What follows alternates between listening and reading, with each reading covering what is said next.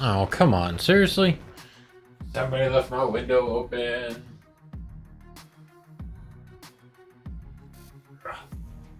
Peeking through my window. I'm here. I promise. I'm here. Ugh. Anyway. Okay. Where am I? What am I doing? Everything is such a mess tonight. But we are getting everything started. We're ready to go. Well, not really.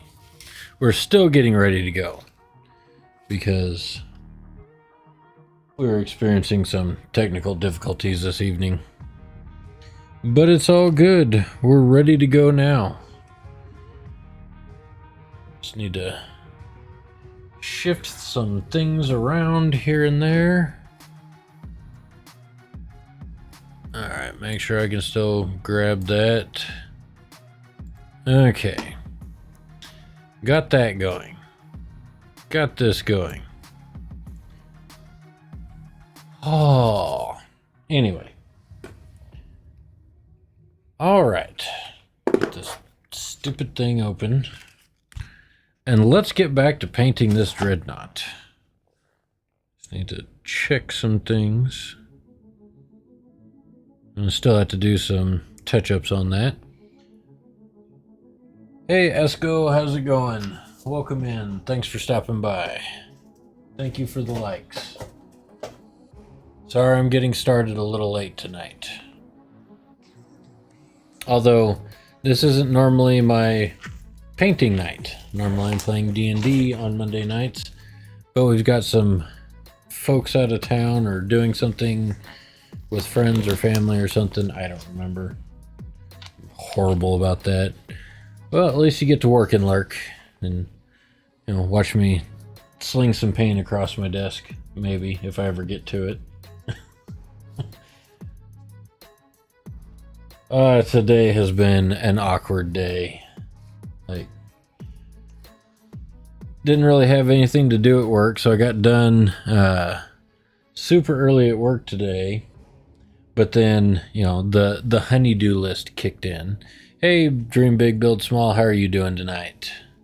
Thank you for the likes. I'm just going to go ahead and preemptively say that because I know they're coming. And I appreciate every single one of them.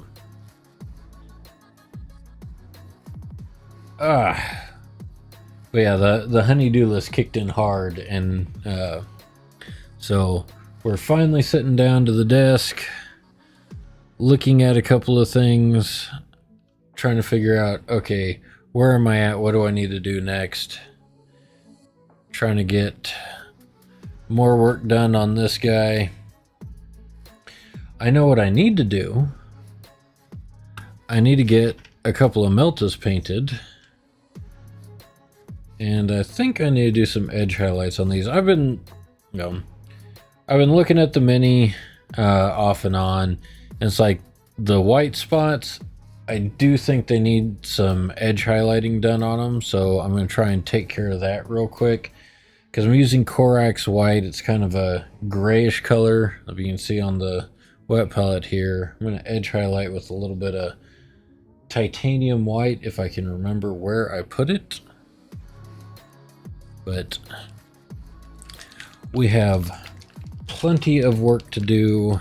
I'm trying to get these pieces edge highlighted, which go over the Meltas to mount on the sides of the sarcophagus. Try and get that done tonight. And of course, I haven't painted since last week, so need to rehydrate the wet palette a little bit. Maybe not that much, but should be all right. Thank you, sir. Or ma'am. I don't know what everybody is. You are wonderful people that I get to talk to online.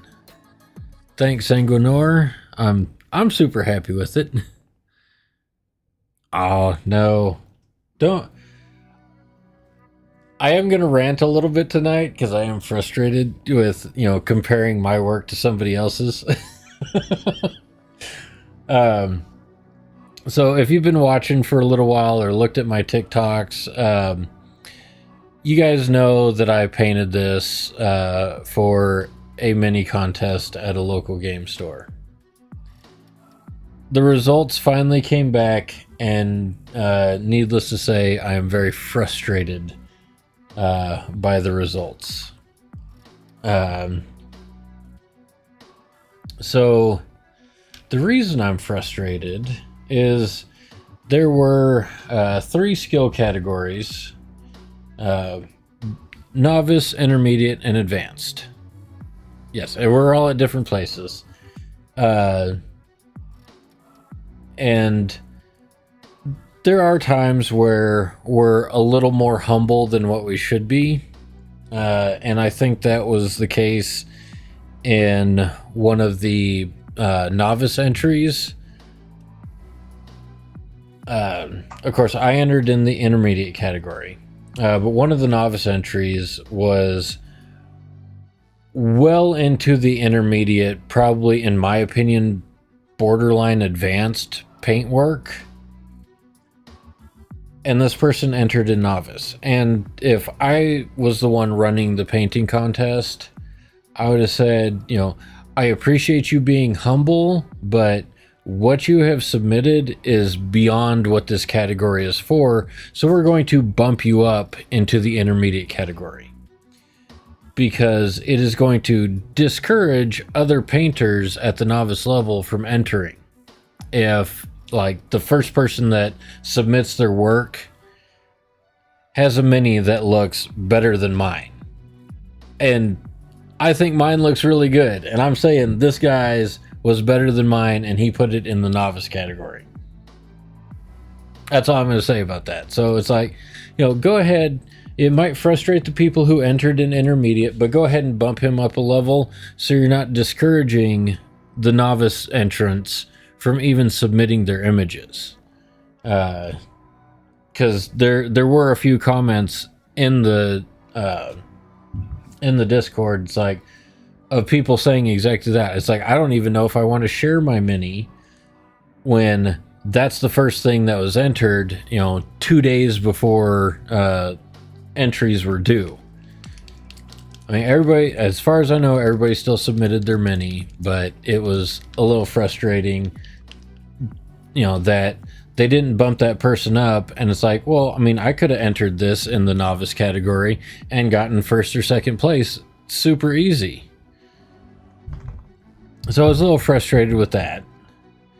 I appreciate people that are humble and downplay their painting ability, but I believe I'm firmly in the novice category.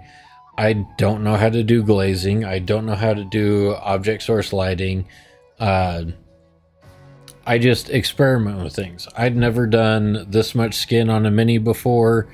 It was my first time actually painting, layers to get good looking skin. And for a first time, I'm super happy with what I got. But when it comes to the intermediate category, and this is where I get frustrated, is when you get a mini and you're submitting it for a contest. In my opinion, one of the first things that you should do is clean up any mold lines or sprue connections, or if it's a 3D printed model like this one is, if it has support points where it's got bumps all over it, you should take the effort to get rid of those. I mean, that should be, one of the first steps that you do at the intermediate level. You should be able to clean up your model and paint it. The person who was awarded second place, you're good, Sanguinor. The person who got second place did nothing to clean up his mini. Like, there were pock marks and bubbles and all sorts of stuff from where the supports were. So I was very frustrated that they didn't take the time to clean up their mini and they got second place. Now, first and third, 100%, I agree with the judges' decisions on that part. I feel they were better than what I've submitted, and part of my frustration with what I submitted, I should have done things differently. I used a speed paint on the rock, which meant I didn't really have all the colors to really match it up, to go back in and clean up the glow lines the way I should have. So that's on me. That's my fault. I should have done better. I will probably not use speed paints for a competition ever again. And I don't know if I'll ever participate in another one of this store's painting competitions, because, like I said, at the intermediate level, it should be one of the first steps is making sure you've cleaned up, mold lines, sprue connections, all of that. So, and then you let people know, hey, you did a great job on your paint. You just, you missed this part of it. So I'm frustrated with it, because the other issues that I have with the mini is I understand what the person was going for. They were trying to do some object source lighting, but putting a giant red streak of paint all the way down the side of the model is not object source lighting. We understand what you were going for. I'm glad you made an attempt at it, but the results didn't live up to the expectation. And, that's something to learn from. And, like I said, at some point, I will try to do some OSL. It's just not going to happen yet, because, I'm still working on getting my edge highlighting down as nice as it can be. I'm, getting there, but I still have to go back and do some touch up and push the edge highlights back out to the edge to where they're supposed to be. But like I said, not having to clean up your mini is a big red flag for me at an intermediate level in the contest. The advanced level minis, the way they painted them, every single one of them was amazing. I'm not going to share the name of the store that did it. I'm not going to share names of the other competitors or pictures. It's just, there are certain things that frustrated me with the whole deal. And, like I said, I may not do another contest with that store. We'll say it'll have to be an impressive mini to get me to participate again. But I'm fine. I'm satisfied with my submission. I think I did an incredible job, especially the first time doing that much skin on a mini. I've never painted a bust before. I'm happy with my results, and as far as I care, that's all I care about. Is, I pushed myself to try something new, and the results that I was able to achieve made me happy.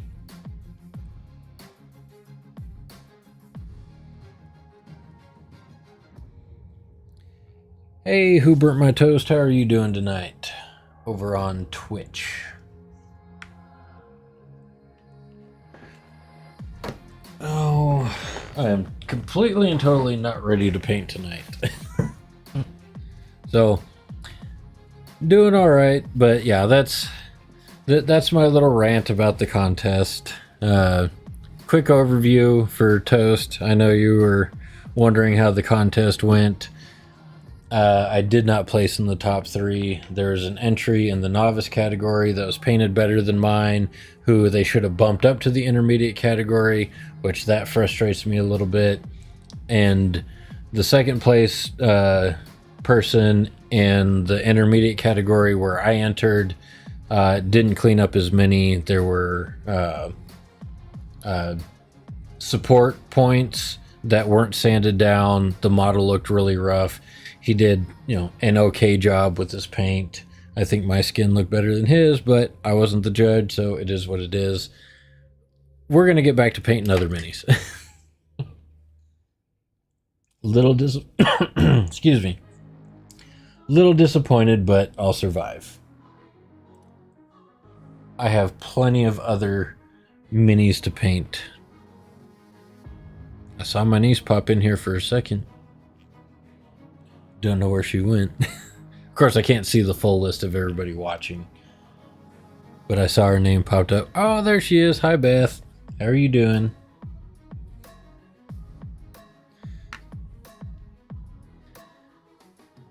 It is what it is. I said, I'm not going to be salty about it. I'll be frustrated. I'll get over it. But, it's all good.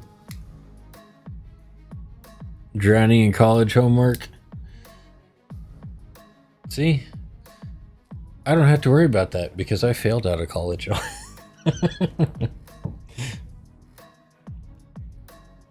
But don't fail out of college. Be a responsible person. Finish your classes. Succeed in life. Or else you'll be, sitting in your basement painting little pieces of plastic, talking to strangers on the internet.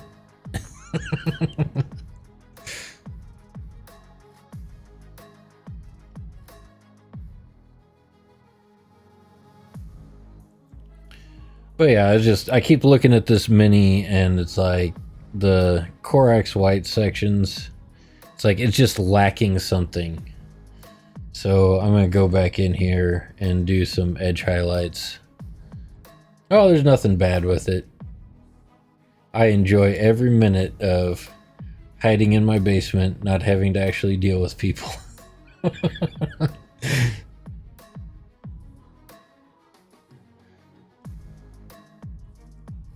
No, but painting minis is a very entertaining pastime. Especially when I get to the point where I'm finished with them and I actually get to play games with them. Which is the ultimate goal with all these guys. I used to play back in 5th edition. I did a couple of, pickup games not that long ago. Yes, mini painting is very therapeutic. Trying to relearn the rules and get back into the hobby. I did not do well because I have 5th edition minis, which means they're all like 15 years old or 12 years old, something in that time frame.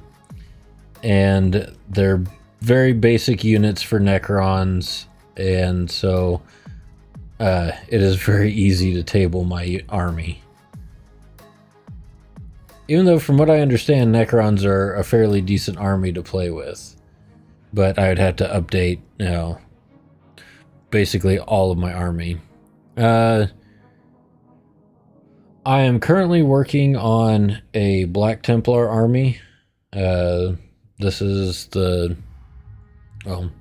these are the pieces of the Dreadnought I'm putting together. I have a long ways to go, and I have spent a lot of time on this guy so far. But we're getting there. Like I said, wasn't super satisfied with the way some of these panels looked with the Corax white. So I wanted to go in and just do a little edge highlight and touch them up. And of course, like I said, I also have my 5th edition Necron army, which I moved away from my desk again. So every time I'm like, oh yeah, I'll show some of them. And I'm like, nope, I moved it too far away. Black Templar and Death Guard seem pretty popular. Heck yeah, I'm waiting for Space Wolf's box. Super excited. Yeah, some of the Space Wolf's models look really cool, which is why I picked Templars. I'll show you exactly why I picked Templars. This mini right here. I have not painted him yet. He's still in this box. But 100%, I saw this mini. I'm like, yep, Templars. I buy them. I buy all of them because if I ever get to the point where I want to try and do like an official tournament, you have to have Games Workshop plastic. I mean, of course, I'm also interested in learning one-page rules, and I know I can use these minis for one-page rules, which is just kind of a trimmed down version of 40K. Some people like it a little bit better. I guess you can do, 40K or Old World. There's lots of options with one-page rules.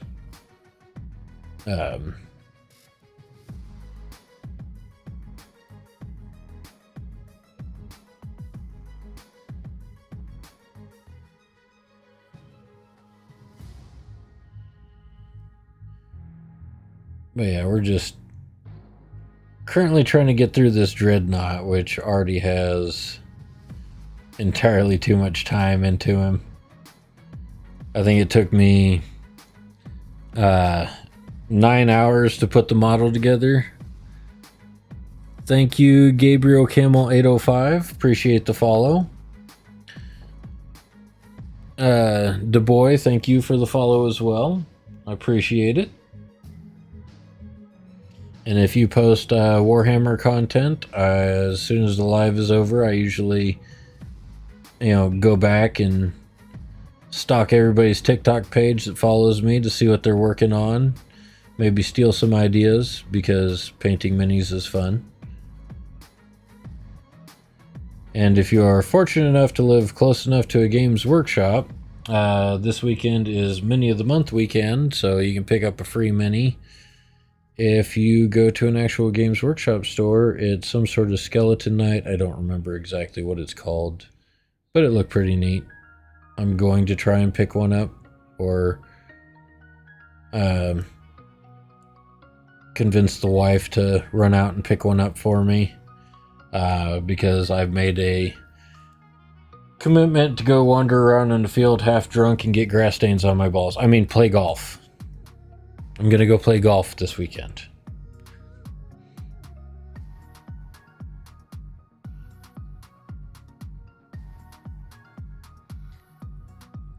Oh, the only thing stopping me from playing orcs is the fact that they're a horde army.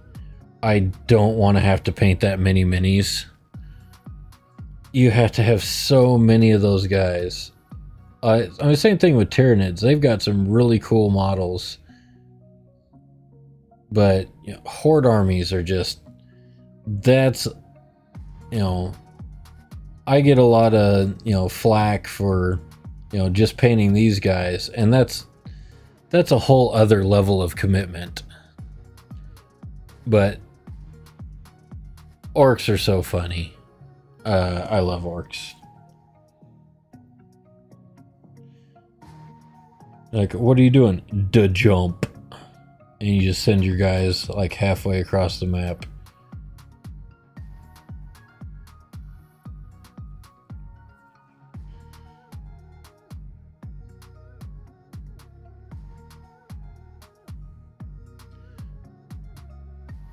Exactly. Red go fast, bruv. Wah. And, don't paint your orcs purple. You'll never find them again. I was actually watching another creator the other day who was painting some orcs, and he was showing off some of his sneaky boys. And I got him to laugh. I was like, oh, that's a cool base, dude. What are you going to put on it? No one ever can see a purple orc. So I was like, yeah, that's a cool base. What are you going to put on it? And he's like, oh, I got that. And just started laughing. Orcs are so much fun. And the people that play orcs are always a trip. Even the ones that are like super cringe and yell wah in the middle of a match. Like, it's part of the game. enjoy it. Enjoy the interaction. See, I mean, it's not much, but you can just barely catch those little edge highlights of the brighter white. Just adds a little to it.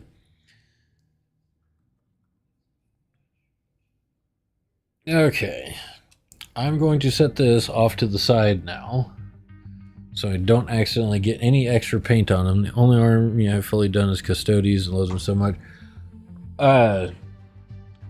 If I was ever to do a Custodes army, just because I've seen it and it looks so cool, is I would want to get that paint that you can use to electroplate the minis, and I'd electroplate them just because they look so cool. I don't know if you've seen that, but it's like, oh, that's so cool. Rather hear wah than have someone actually, it's Leviosa. Yeah, the people that figured out the electroplating minis, it's like, that is so cool, especially for a Custodes army. Like, making the golden boys truly golden.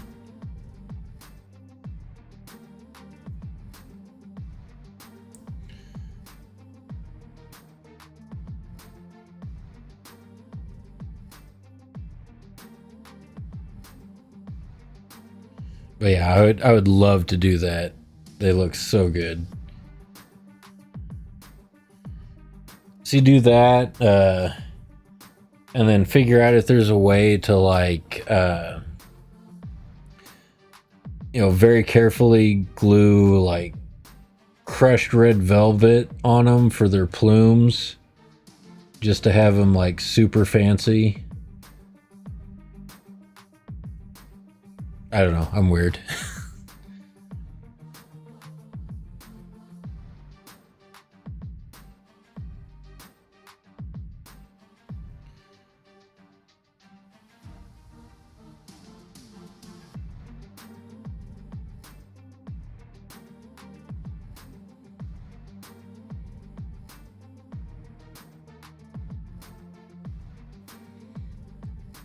But see, now it's a little bit easier, like, comparing the two. A lot easier to see the lines on the little turret pieces. And it's just this absolutely minuscule amount of paint, and it does, so much for a mini, in my opinion.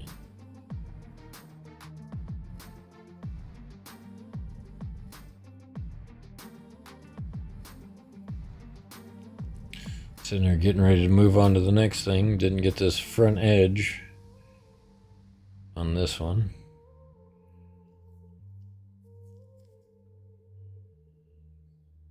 What am I doing? Right here. Just tiny little bit of paint.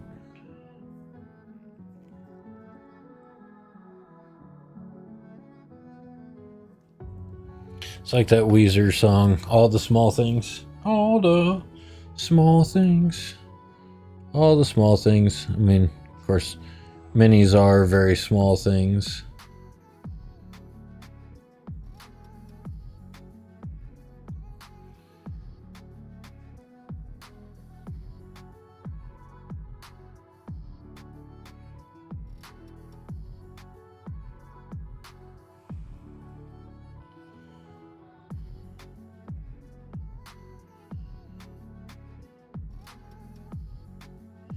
But yeah, just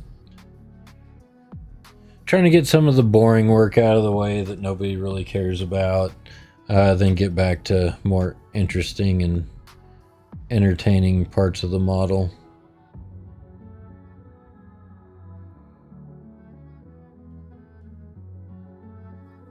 Because it's like, these things take no time to paint at all, especially since I finally got an airbrush. I haven't done a whole lot with it yet, but I'm very interested in getting everything figured out with the airbrush. especially for when I have to paint Corax white on something. The results I got on the couple pieces I painted are so smooth. Like, you can, you know, compare this little turret piece to his knee. It's like his knee's kind of grainy. I don't know, it's kind of hard to see. But in like close-up shots, the paint on the knee's grainy because I painted it by hand.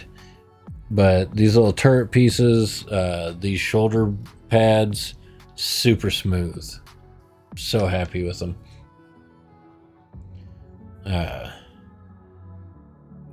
that's, you know, spending like 5 seconds messing around with an airbrush in the grand scheme of things.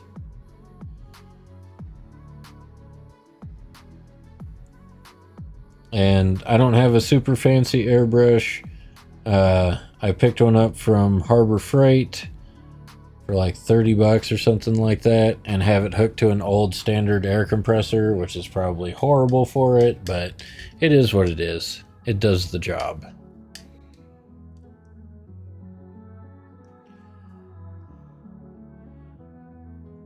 Okay. Now that that's done,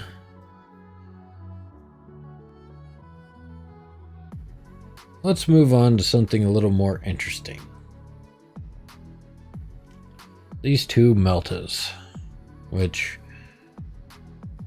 now that those are painted, oops, they can get out of my way.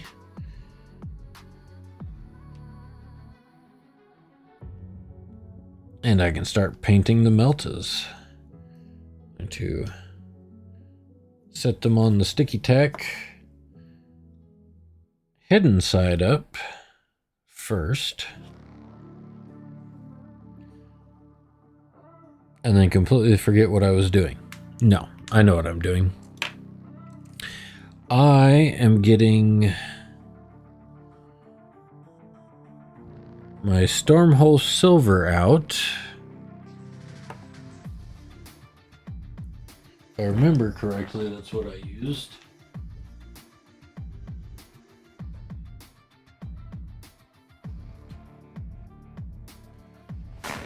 Gotta go grab the repulsor real quick. So, on the gun of the repulsor, I'm gonna try and do that heated metal effect again, if I can remember what I did for that. So, repulsor, go sit over there. So I guess that means before I do my metallic, I need to do a quick base coat in black, just because it makes it look better, in my opinion. So, make sure those are on there well. Figure out where I put my Abaddon black. Nope, that's contrast.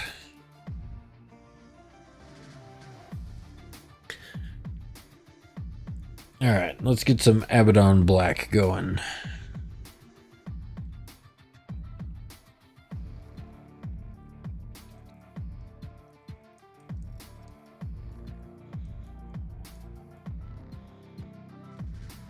And we'll save the Stormhole Silver for a couple minutes. This one's not open yet. That's because the one I was using is over here. When painting Black Templars, you go through a lot of black paint. Who knew?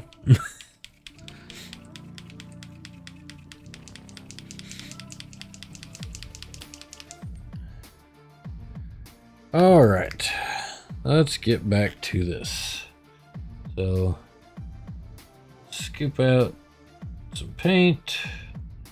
I know they say use the back of your brush or whatever. I do what I want. I'm an adult, even though I act like a child most of the time.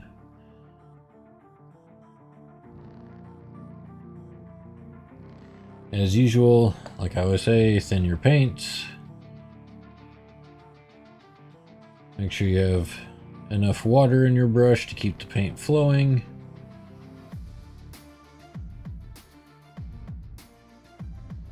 Take out some of the excess.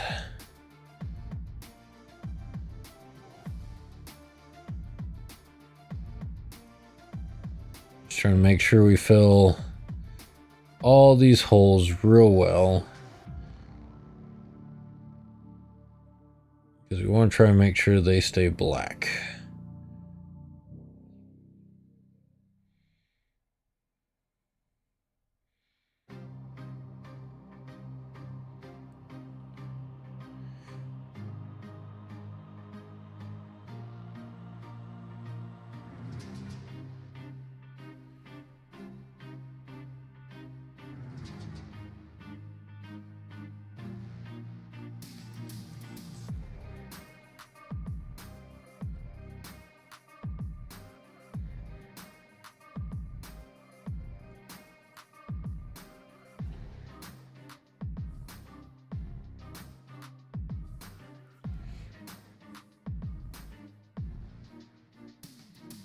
Trying to get too crazy and end up with streaky pooled paint on the Mini.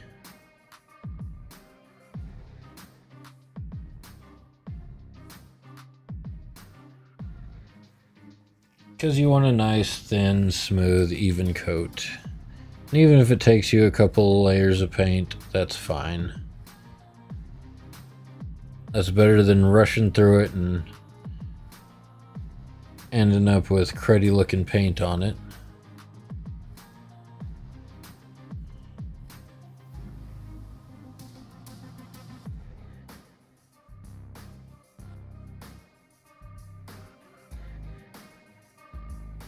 Trying to decide if I want to dry brush the silver on or just go ahead and paint it on, because I'll be doing a heavy dry brush if I do the dry brush method. Make sure I get really good coverage with it.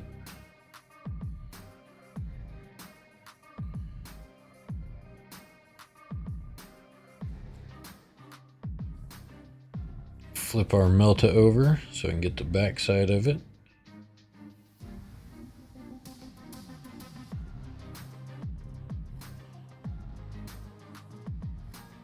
Because some metallics look really good with when you put them on over black.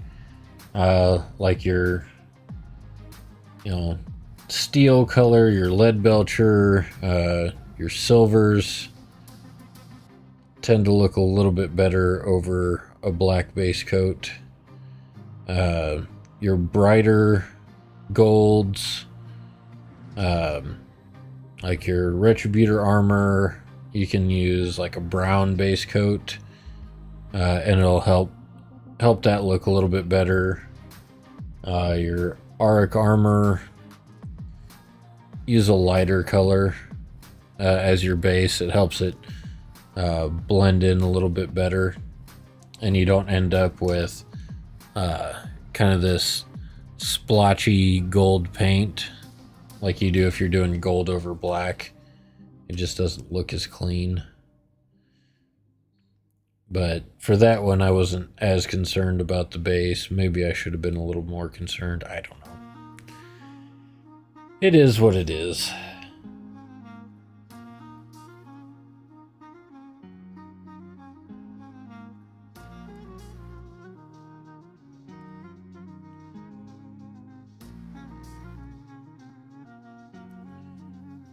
Let's see. Do I want to do those hoses? Yeah, I'll do the hoses.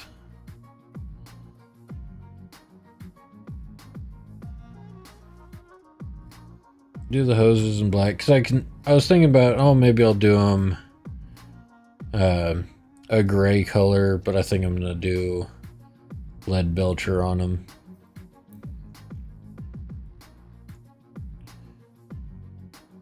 I don't know, I just kind of make this stuff up as I go along.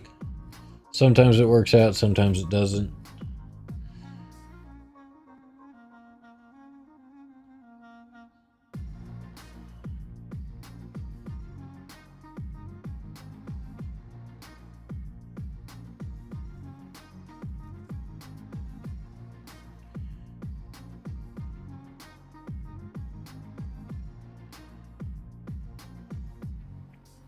but I have some ideas.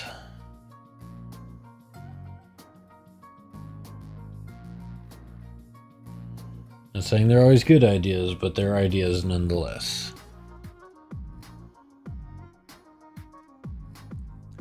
And the only person that has to like my minis are me, because that's all that matters. If I'm happy with how it turned out, then I was successful. And that's all you should care about when it comes to painting minis. Are you happy with the results that you got?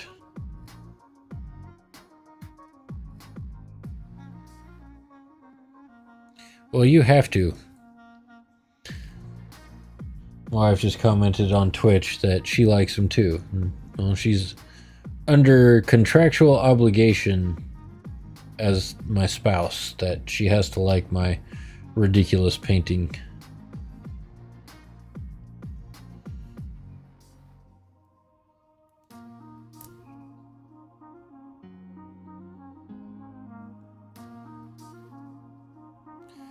Okay, there's one.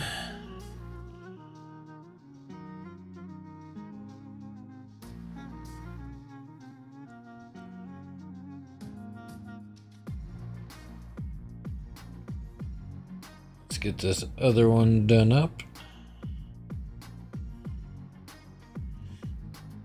Gonna do this one in reverse order. Start with the hoses.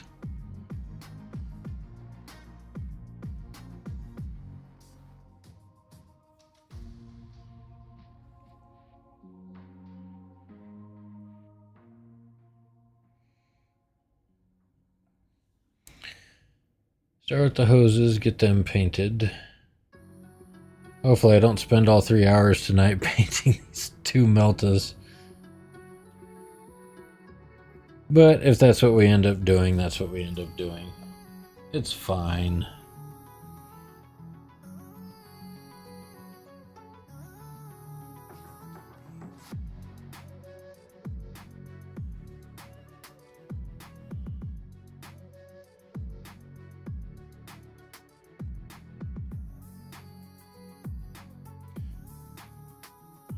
But again, welcome in everyone that's coming and viewing. If you have any questions, feel free to ask.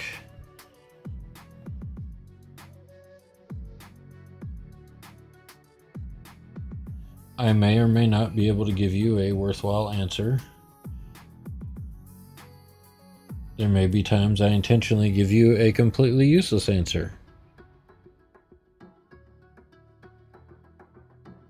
But you never know until you ask.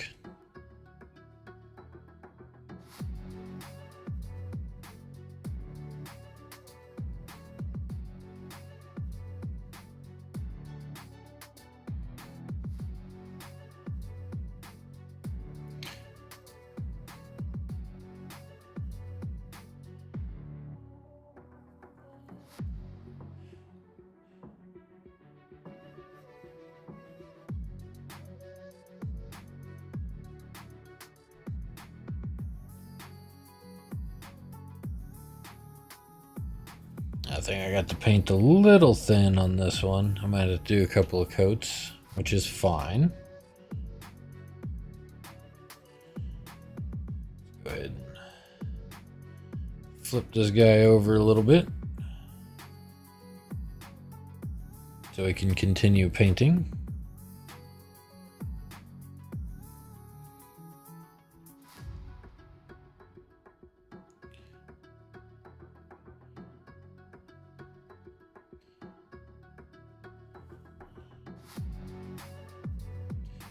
I am sorry that at first these things are so dark it's kind of hard to see on camera, even with the 57 lights I have around my desk.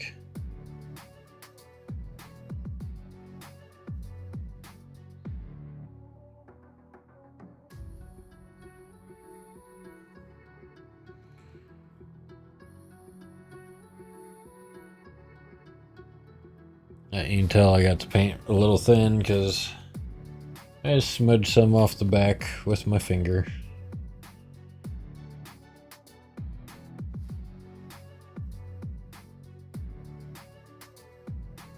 Well, like I said, it's all good.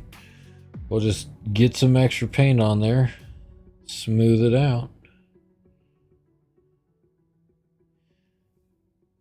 And this is just the base color. We'll be doing much more over this. Mostly just trying to fill the holes.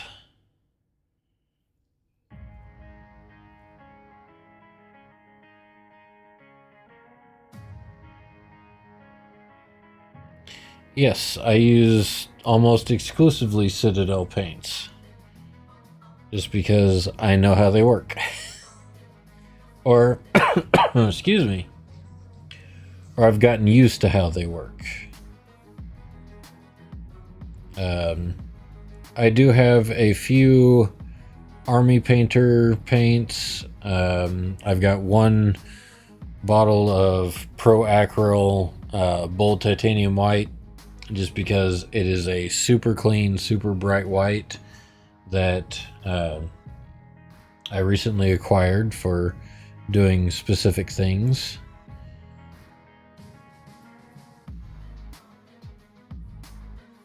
But the only problem I have with Citadel paints is these stupid pots. Trying to get paint onto the wet palette is a bit of a hassle at times, but other than that, I have no problem with Citadel paints. And the Corax white, when you're painting it on with a brush, is a little grainy.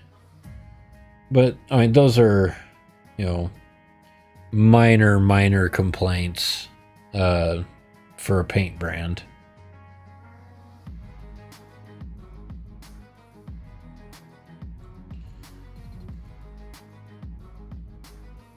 But, I mean, most of it boils down to, do you get the results that you're expecting using that brand of paint? And for me, 100% yes. I get the results I'm expecting. I like how my minis are turning out, so I'm going to continue using Citadel paints. Does that mean I'm not ever going to try anything? No. I'll try other paints, and if I end up liking one a little bit better than Citadel, I might start using it more. But, I mean, like I said, I know Citadel paints. I know they work well for me, so I'm going to keep using them.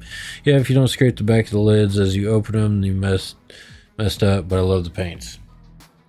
Yeah, that's my other big gripe. Like, you see how the lid's sitting kind of popped up on this? There's caked up paint in there that I need to clean out again. But most everything that I use is Citadel.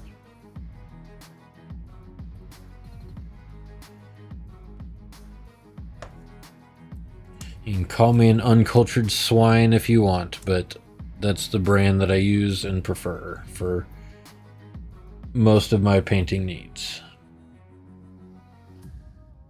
Give this a quick once over. I think we're good on our coverage there. Good on our coverage there.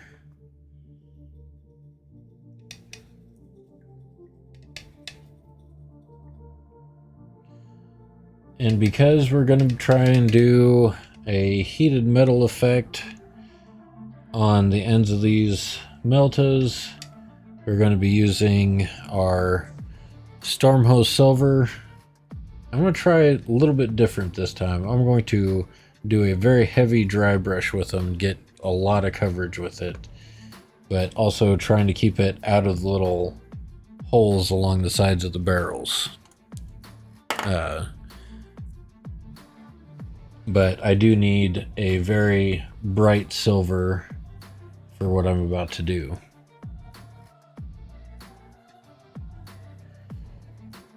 Give this another quick shake real quick and be redundant in what I'm talking about.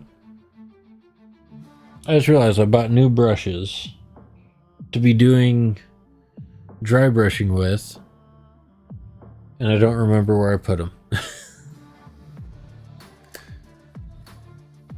But it's fine. This one This has been my go-to dry brush for a very long time.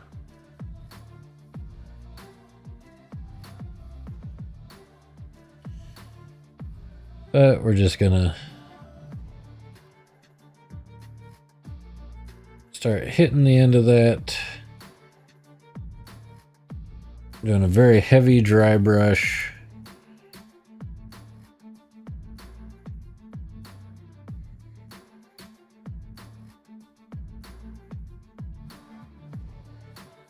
And some of those holes, even if you get a little bit of paint down in them, we will be going over this with Nuln Oil. And we'll let it pool down in those little spots in there. To black those out again. Like I said, very, very heavy dry brush.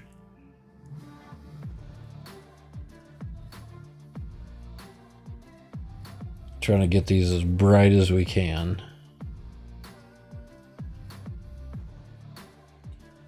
But dry brushing with metallics always gives kind of a grainy metal look that I really like.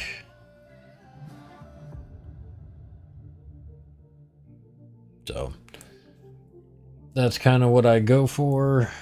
What I'm trying to replicate is what I did on this one. So on my repulsor or impulsor, I'm going to be redoing this effect.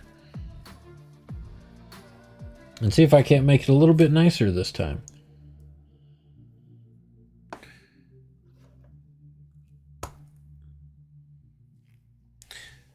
Yeah, trying to get that heat treat on there.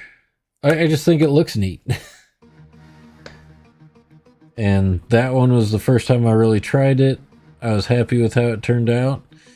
Now I've got 2 more tries on it. Darkhoff and Drukhari Wash Dry and the Nuln Oil. I used all of my washes are some of like Citadel's original washes. So they don't make them anymore, which is a little funny. Because I'll be saying like, oh yeah, I've got some Griffin Tone Sepia and some Ball Red, and people are like, what are you talking about? I'm just talking about my ancient paint that they don't make anymore. But that's what I have. Did it with your Infernus Marines? Yeah.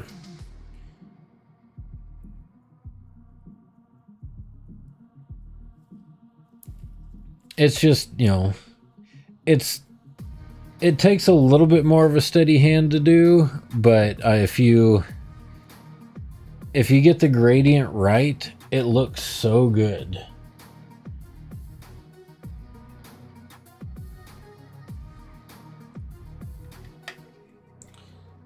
Make sure we get our dry brush nice and cleaned out, because we'll have to use it again later. All right, Thraka Green I don't need. Delvin Mud, like Devlin Mud. Do you know what Devlin Mud is now? It's your Agrax or Shade. Same paint, different names. This one's like 15 years old. Okay, so I did some Griffin Tone Sepia. Oh, you stupid thing.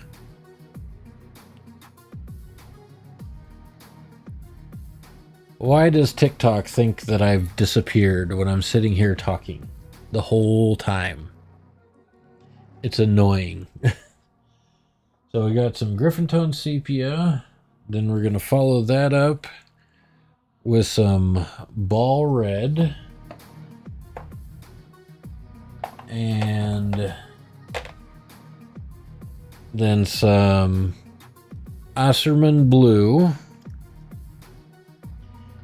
And then right at the end, a little Leviathan purple.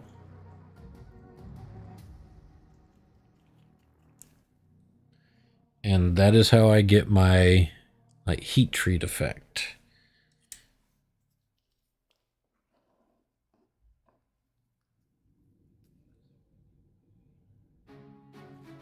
So we start out with, the sepia color, kind of a amber.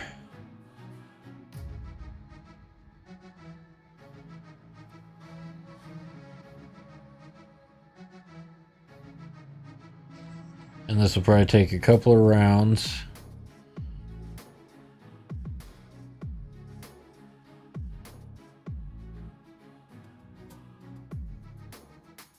Because it's such a light color. As you add the other colors, it's much easier to see. And you just kind of pick a point, and you start moving towards the end of the barrel with it.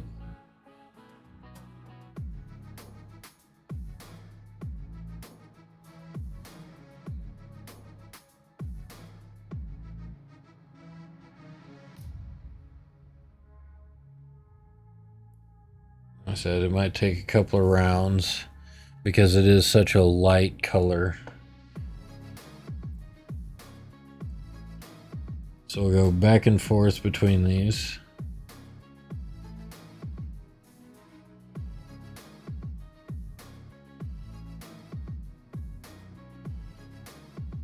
And with this heat treat effect, or this burnt metal effect, you don't have to keep like super straight lines because it's kind of a gradient across the surface.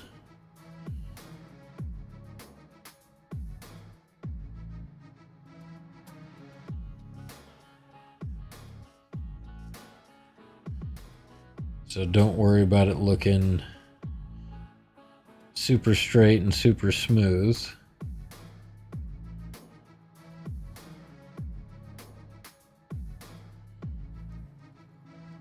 You see it kind of starts giving it that little bit of a bronzing effect. Now this one's dried a little bit. We'll do a second round on it. Really bring out that amber color from a heat treat effect.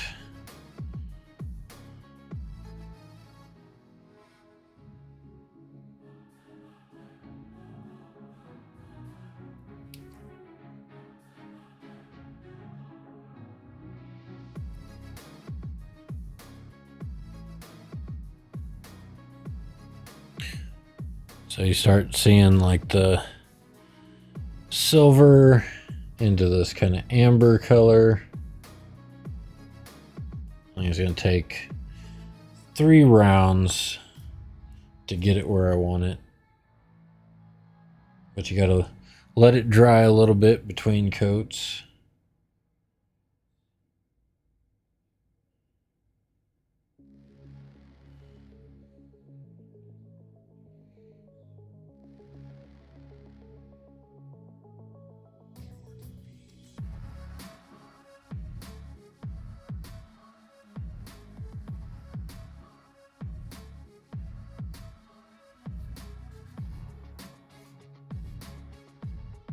There we go. That's what I'm looking for. Hey, McCraig, how are you doing tonight? Just saw you pop in. Thank you for the likes.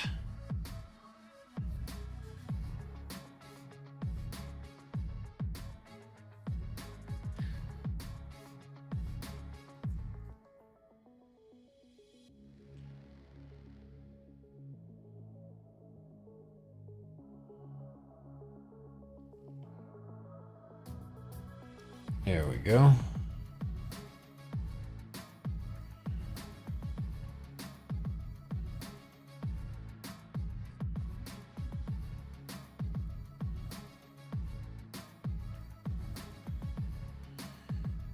Just got a Space Hulk Deathwing 2 days ago.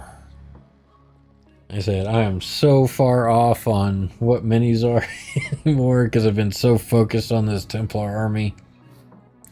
Sounds cool. I'll have to check it out.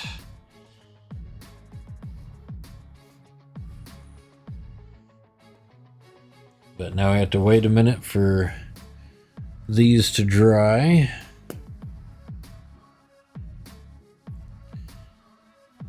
Let's see, we're starting to get that nice silver into bronze effect. But because washes are so thin, it takes a little bit of extra time to dry.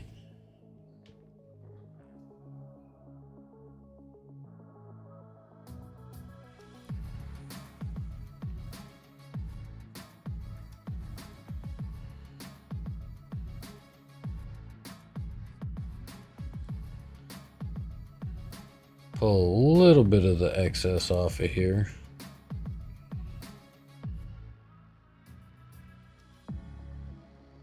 Just to help it dry a little bit faster.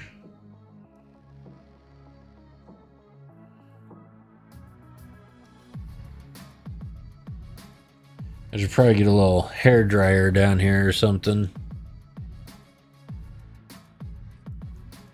to help out with little projects like this.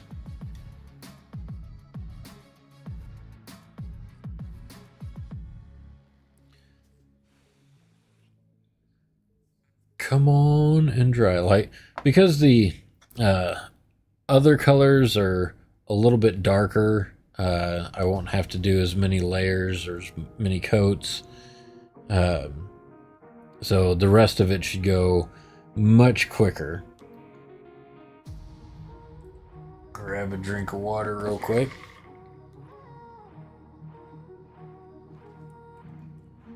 Look at me being semi-responsible and actually drinking some water.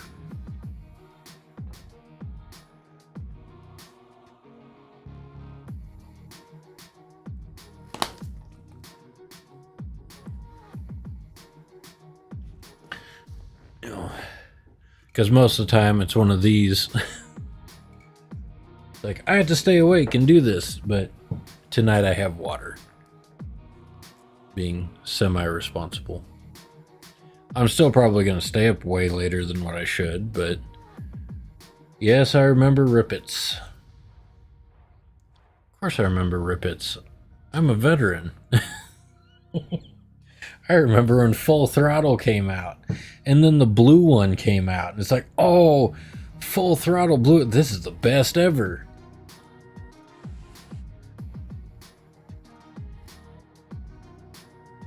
Was it Rippets and Skull, a Marine's Diet? Although I was too bougie for Skull, I used Copenhagen. But that's been a long, long time ago.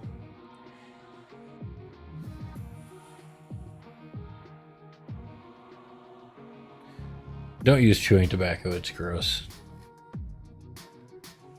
And people get super annoyed when you leave your spit bottles lying around.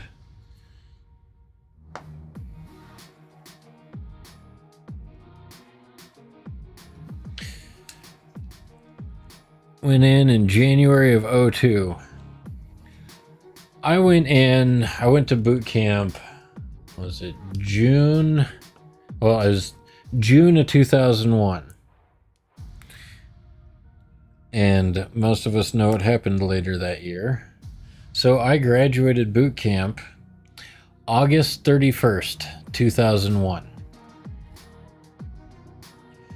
2 weeks later, people did dumb things.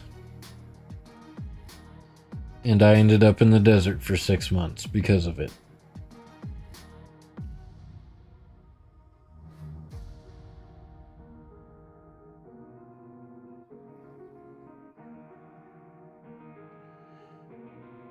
Alright, not going quite as far back.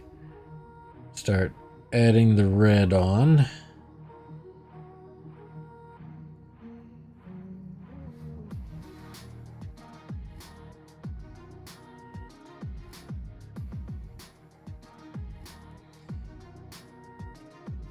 Yeah, when I went in, everything was fine in the world. I was just gonna, do my 4 years, get some money for college. Everything was gonna be copacetic, all that good stuff. That's not how it ended up.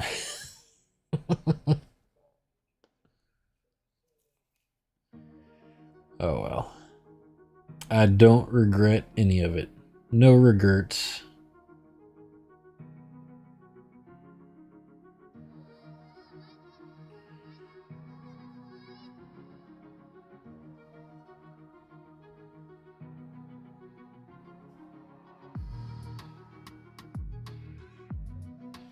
We're going almost all the way back to where we started the yellow.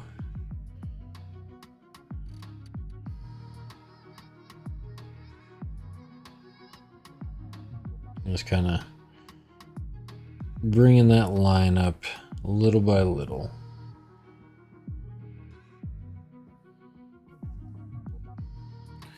So you can see like a little bit of variation between the red and the yellow.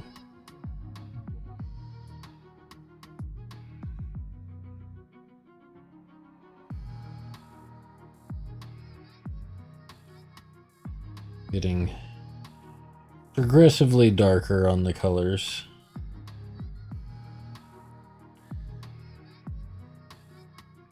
Oh yeah, I saw some like pictures of like other people that had done it. I'm like, I bet I could do that with washes. And just tried it out and was happy with the results, and now it's just kind of how I do it. As you can see how it fades from one color into the other. And here goes my first Twitch ban of the evening for spamming my chat with fake viewers. Like, you can get viewers here. No. I get viewers by producing good content. Or what I hope people think is good content.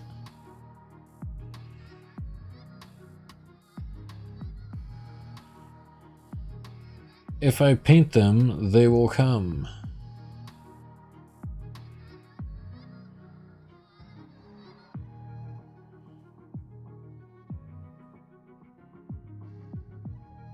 There we go. So now I got that nice red into bronze back into the silver.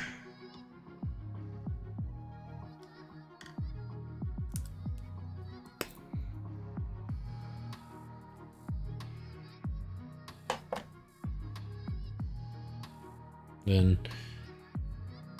again, try and let these washes set up a little bit.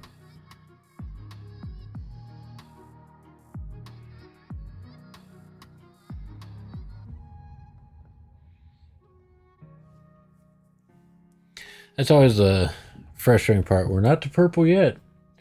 We gotta do a little blue. A little bit of blue before the purple. You gotta do the whole, of course, if you're going by the rainbow, which isn't how metal reacts, but if you're going by rainbow, you should start with red, and then orange, yellow, green, blue, indigo, violet. But we start with the yellow, move into the red, and then the blue, and then the purple right at the end, because that's where it got the hottest.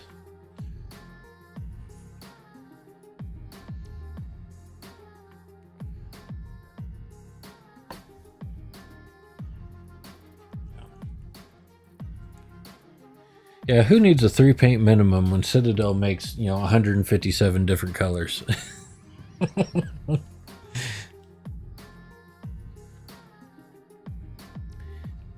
Just try things, experiment. Even if it goes wrong, you probably will have learned something. Prime example, this guy. Like, when I was painting the skin, I'd never painted this much skin before. Experimented on a much smaller model.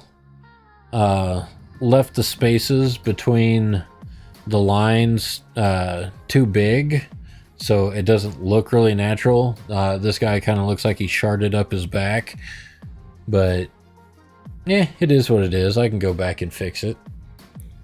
But, you know, that's how I learned from doing this guy. And then you compare to this guy, you've got much smaller lines between like the flesh tones and came out much better. But you got to start somewhere and you just got to practice with it. Play around a little bit.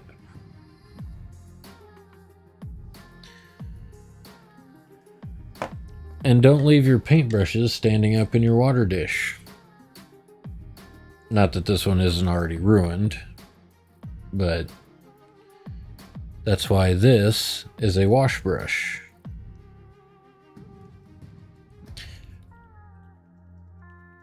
All right.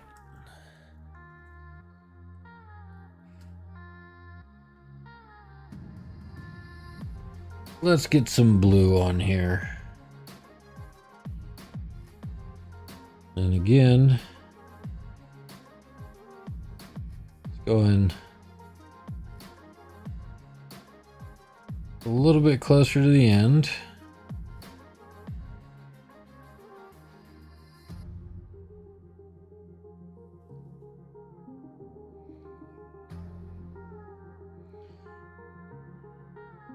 And you can push that red back a little bit.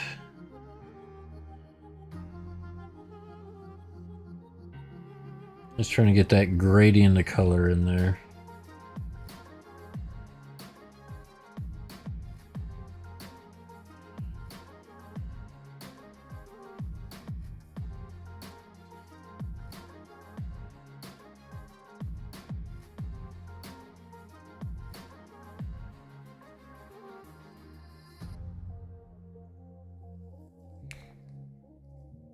Slowly but surely, we're getting there.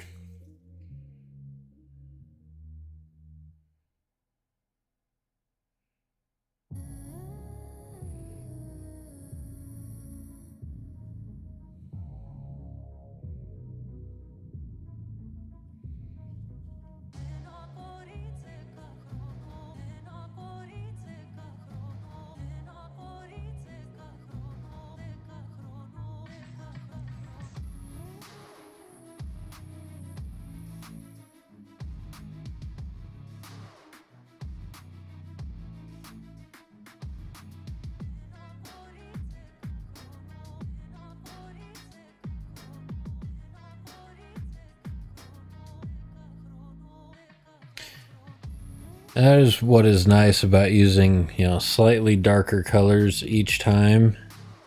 You get that nice overlapping gradient, and it's so thin you don't end up with like super harsh lines on it.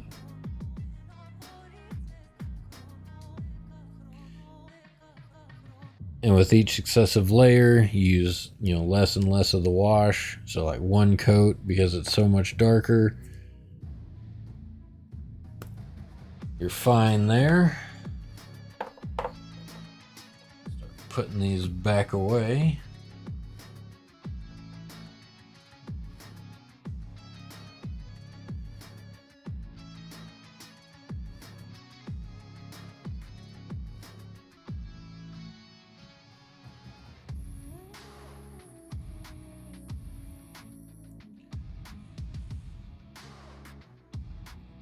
Hurry up and dry.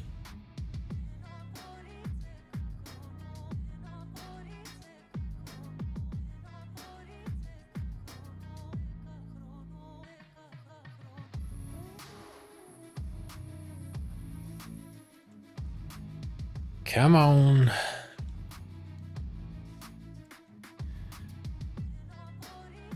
Sit them under my one light because it gets out. Everything in here is LED. I've got a small LED ring light here, a small LED strip light up here, another LED ring light over here. My main light in the room is an LED, so I don't have any warm lights.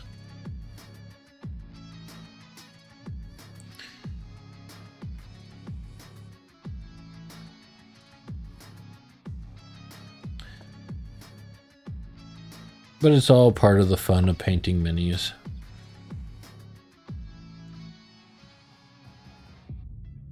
You know, just sitting here watching paint dry.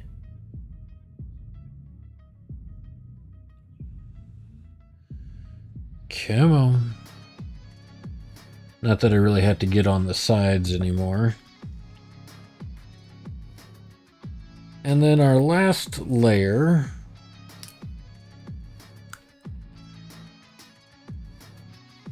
we go ahead and we get out this old Leviathan purple. Especially right here at the ends of the barrels. Get it this nice bright purple color.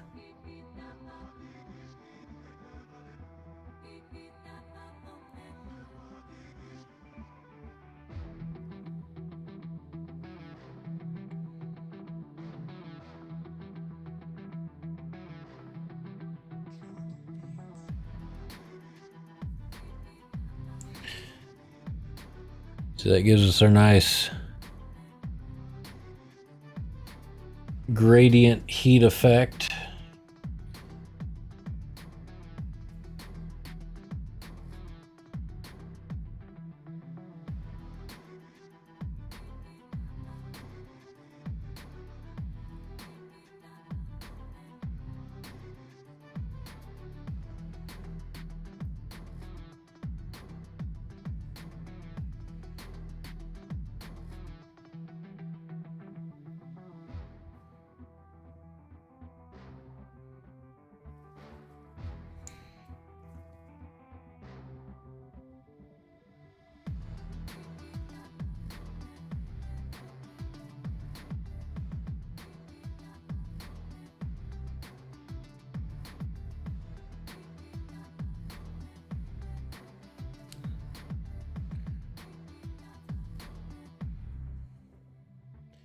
Yeah,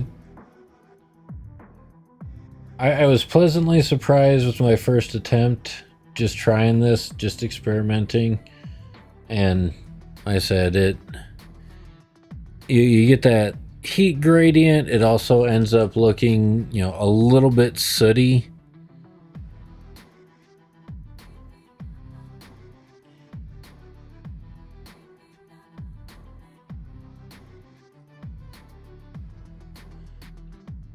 And then once it's completely dry, we can go back and just do, like, you know, a couple of tiny little edge highlights with the Stormhost Silver again, just tiny amount, just to bring those edges of the barrels out.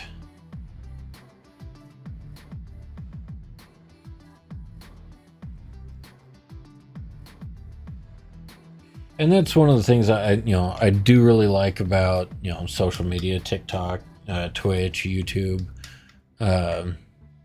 all that is, like, you get to see somebody else doing something, like, oh, I want to try that. I want to see if I can get a similar result. Sometimes it works, sometimes it doesn't. But you know, definitely like how those turn out. And like I said, it's just, you know, a few thin layers of washes.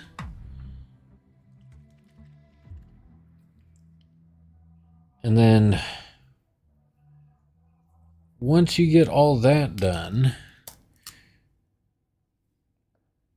if you notice towards the back of it, got a little bit too much silver down in these little holes along the barrel. Just drop a little bit of Nuln Oil in there, darken those back up.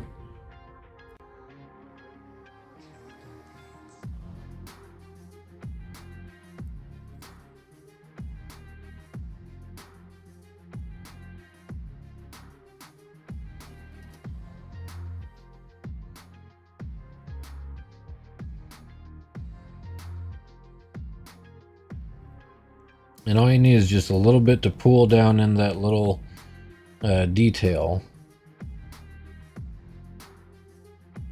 Try not to get too much on it that it bleeds out of it.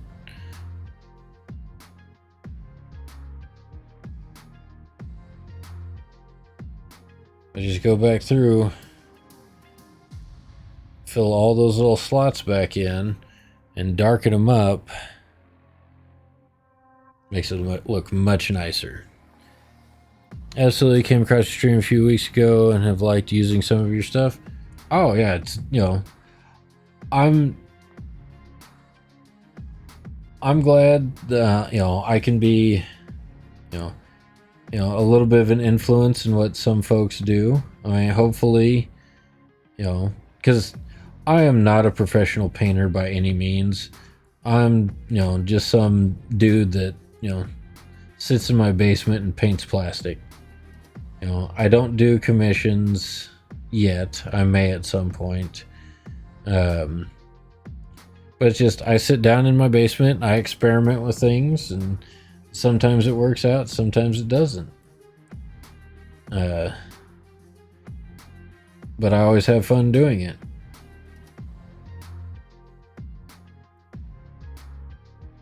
But if you're using some of the stuff that I've tried on stream and it works for you, I'm absolutely honored to have taught you something new. Because like I said, I'm just some dude sitting in my basement rambling about painting plastic.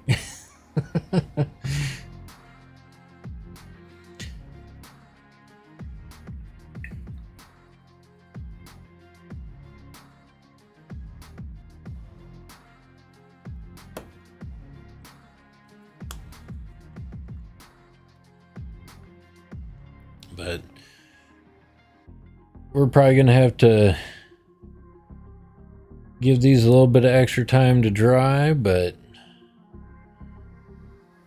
that's what we've got. Some nice sooty looking meltas that look like the heat shield on them has seen some action.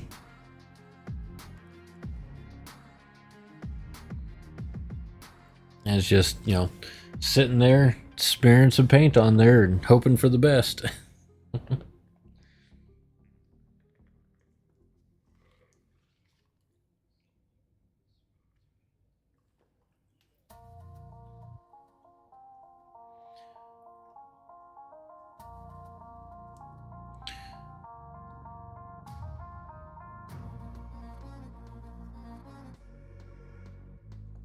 All right.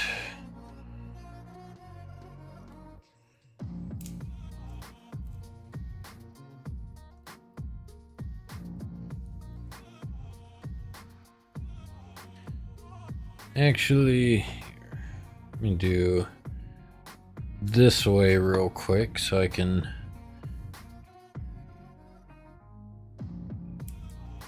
get these little tubes done real quick. And for that, I need my regular lead belcher. Where did it go? I know you're around here somewhere. There it is.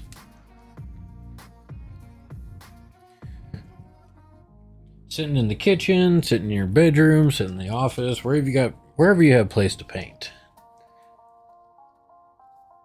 As long as you're trying new things and having fun doing it, and ending up with some cool looking minis, you're doing it right.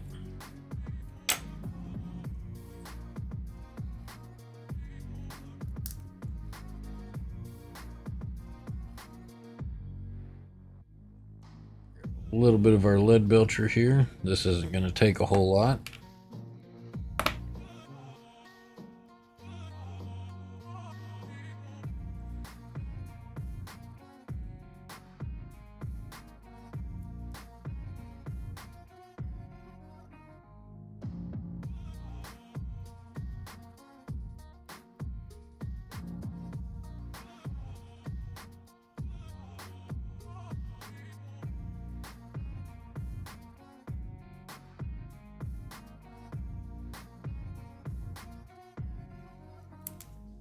There you go. Got those little tubes done.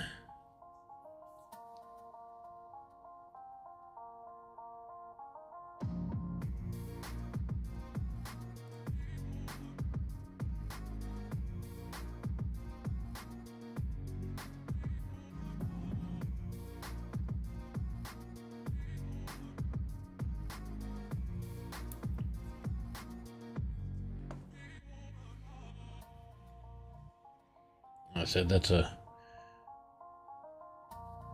quick, easy stab it with some paint and you're done.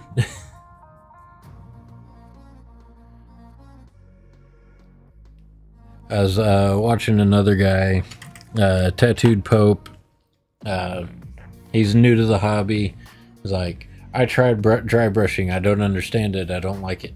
It's like, give it some more time, dude. Dry brushing is, a necessity when painting minis.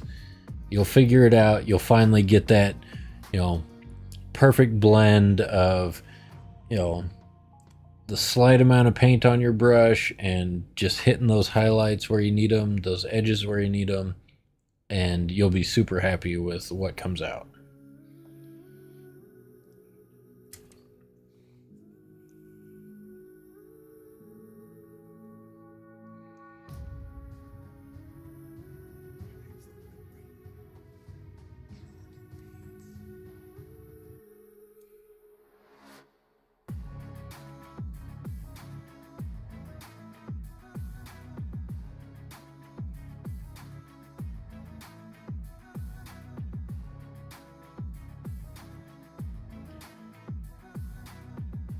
Just going around doing some touch-up spots.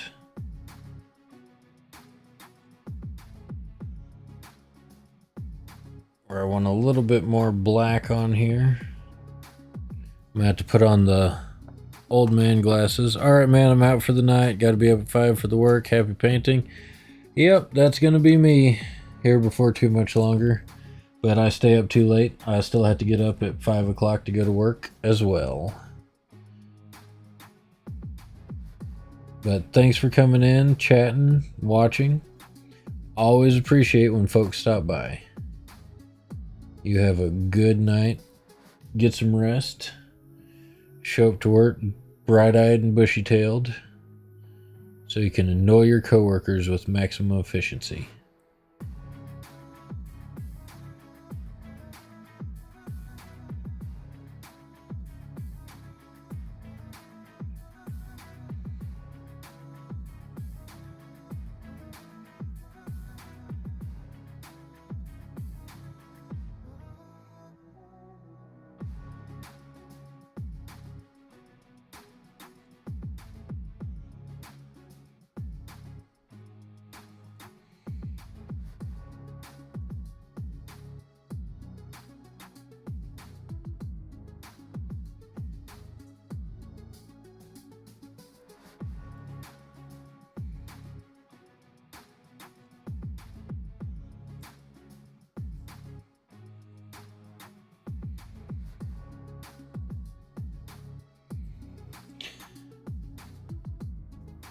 Oh, get back on there.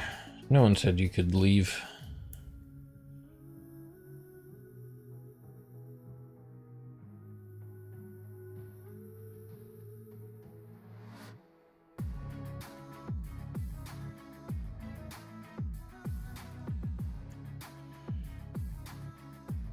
Welcome in, welcome in. Thanks for stopping by. Stay a while and listen.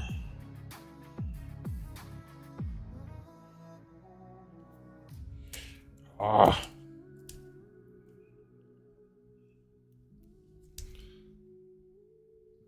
Sometimes I get frustrated with my sticky tack not holding the piece the way I want it to.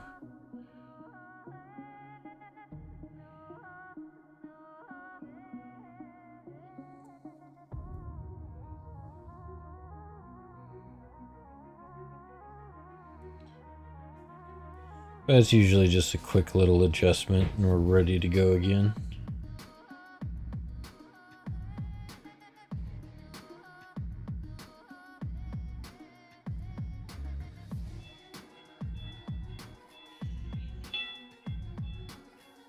I'm sorry if you hear the doorbell ringing in the background. The puppy wants to go outside.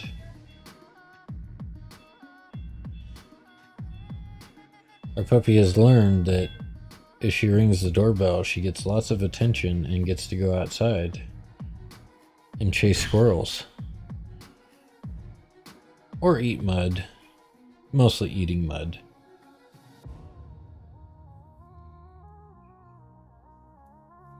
Did you hear that? Huh? Could you hear that? I could barely hear it. I don't know if the microphone picked it up. Sorry. It's okay. It's fine. That's her letting everybody know she wants to go outside to go chase squirrels and eat mud. What are we painting? Huh? What are you painting? I'm painting the Meltas for my Brutalis Dreadnought. Is that a gun? Huh? Is that a gun? Yes, it is a gun. It's a gun that shoots fireballs. At least I think that's what it does. I don't know. I'm not a 40k weapons expert.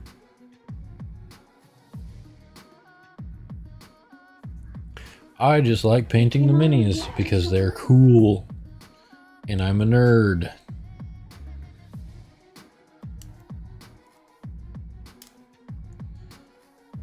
Alright.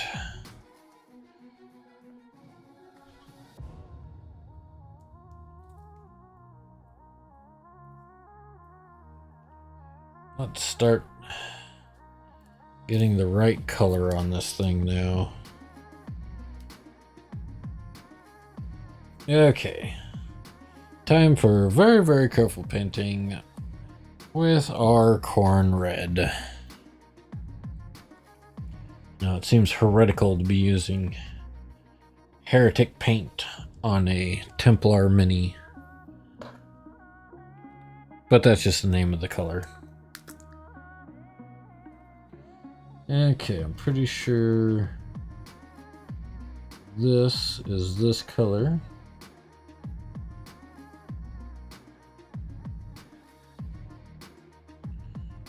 Need a little bit of it to paint the bodies of the Meltas.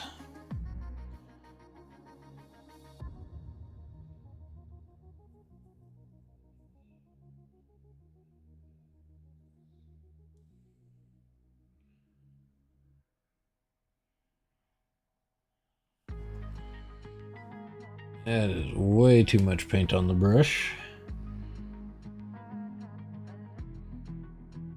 I'm going to start right here.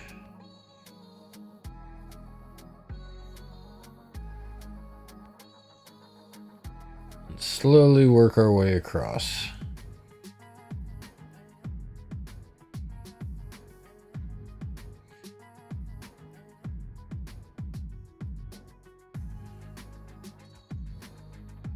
Trying to keep our paint flowing nice and smooth.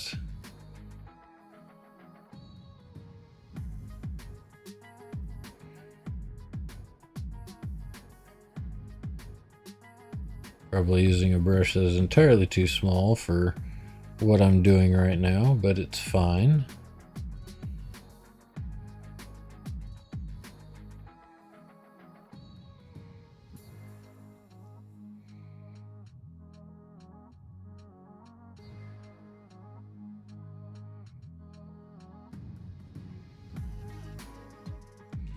But at the same time, this is the back side of the gun that no one is ever going to see, because when I attach it to the mini, it will be tucked up in the little turret pocket and no one will ever know. I need to scoot closer to my desk so people can see what I'm doing.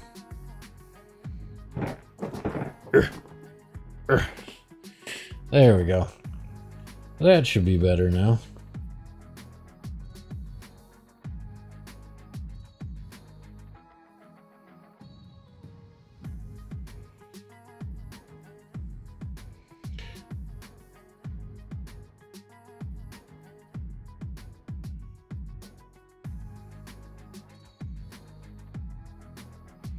Making sure we get a good solid coat of paint on here.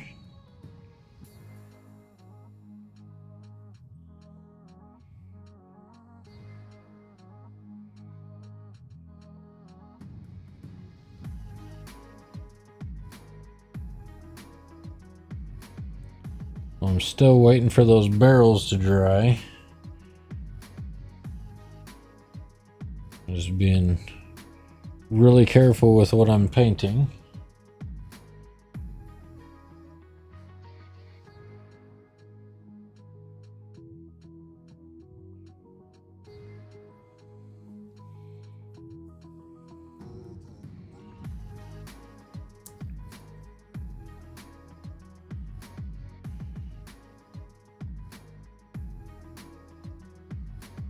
I have to rinse out my brush.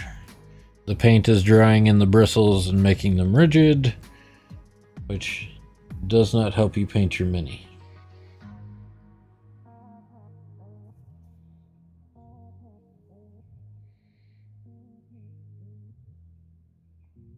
You need to have those bristles nice and flexible.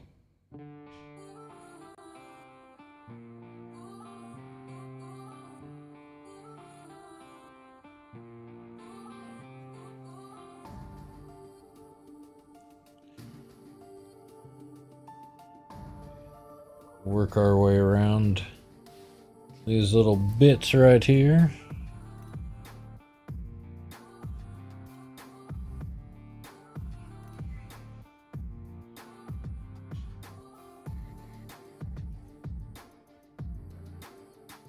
Trying to keep our paint precisely where we want it and not get it all over the mini or all over the piece that we're painting.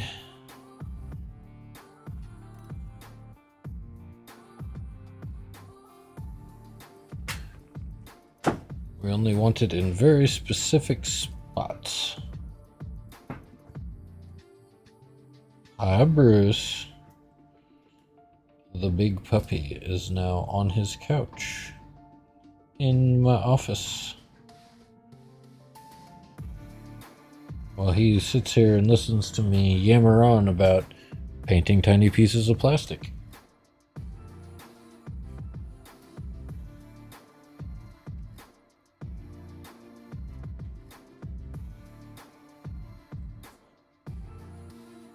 But he doesn't mind. He just likes sitting on his couch. Isn't that right, Bruce?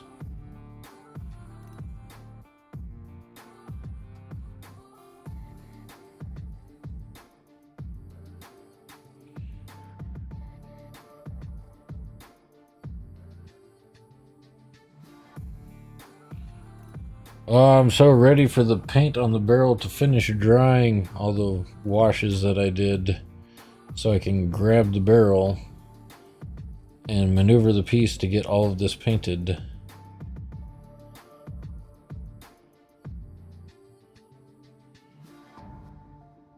I'm in one of those frustrating parts of painting.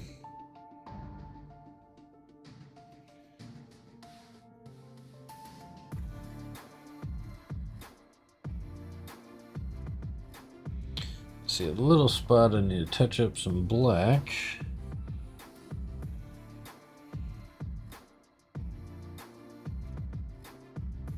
Down in that little notch on both sides. There we go.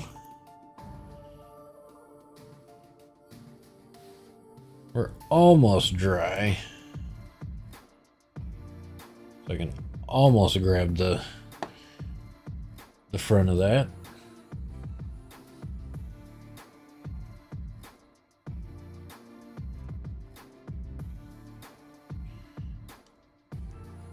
To make sure we don't have any little blobs of sticky tack on here.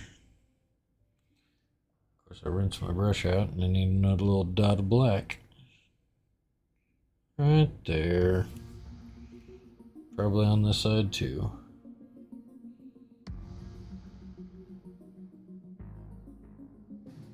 There we go.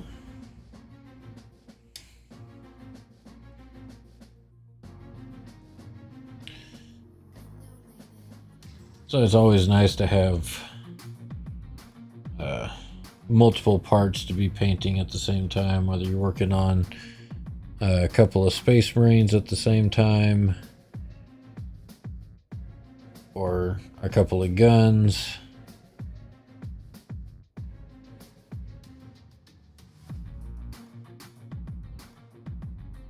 Because then you can swap back and forth between them while one's busy drying. You can slap paint on the other one.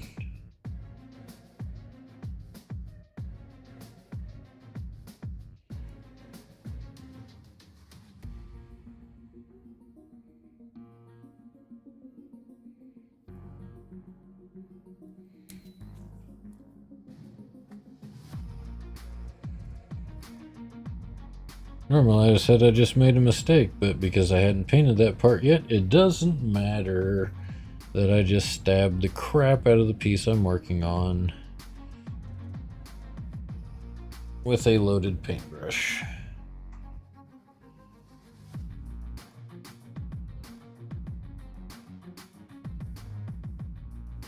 Get all these little lines filled in, even though it's going to get a healthy wash of Nuln Oil in the near future.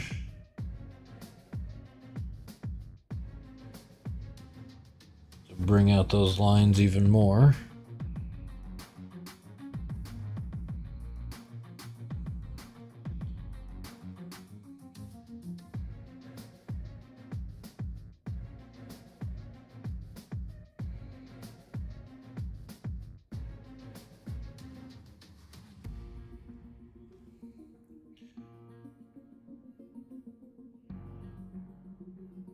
But Nuln Oil is one of those magic things in your arsenal. Liquid talent. You can use it like where colors overlap. Hides those little spots of paint that you got where you didn't mean to get them. Nuln Oil is great. Love it.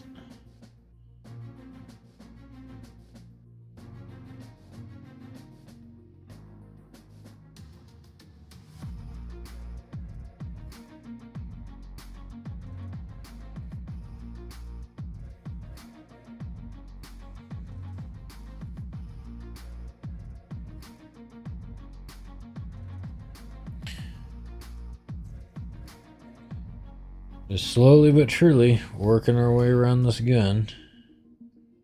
The Melta.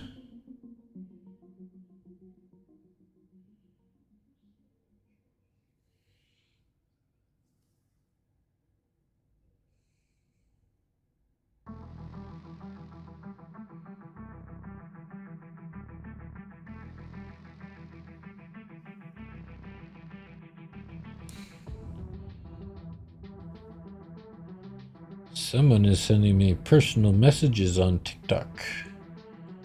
So, hi Kate, I'm live.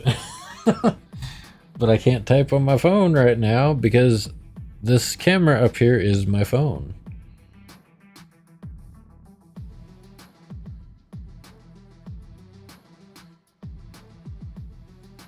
So if you're wanting to stream painting minis on a budget, you can use your cell phone with an app called Camo and use that as your overhead camera.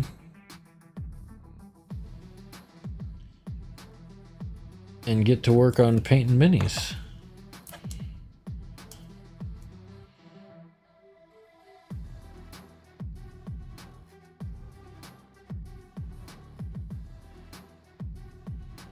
I think that's dry enough. I hope it's dry enough because that's what we're doing now.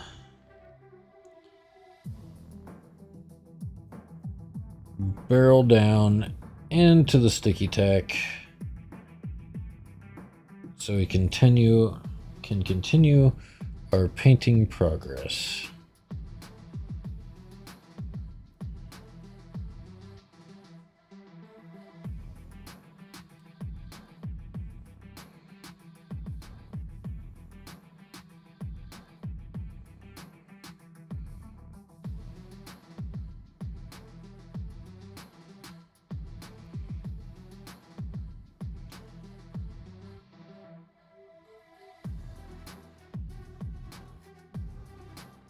It's probably going to be one of the least productive streams of painting I've done because I'm doing all these super fine details just on these meltas. So I'm not going to get a whole lot done tonight, but I am hoping to get both of these meltas done.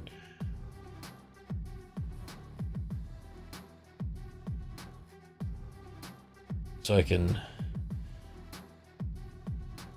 sort of stick them to the sides of the sarcophagus and get some more progress pictures done.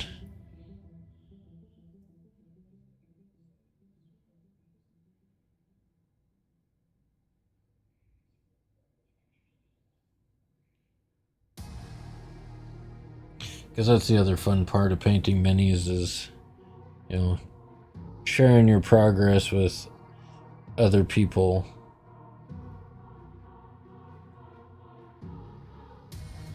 Be like, yeah, look what I did. Look what I got done tonight.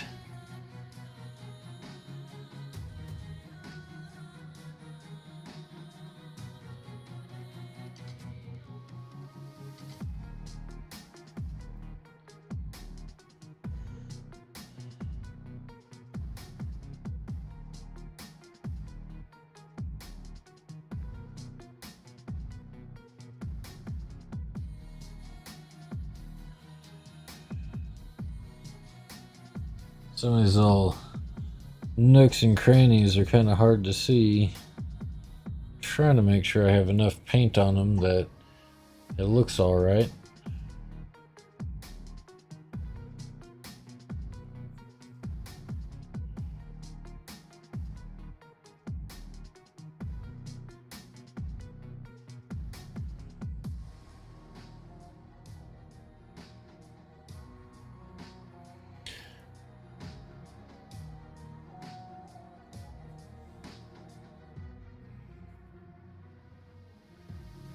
And like I said, I always paint like every little bit of the model, even though I know it's something that no one is ever going to see because of how the mini goes together.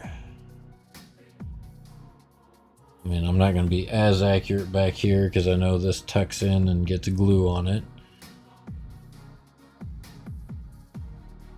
But I still want it to be painted.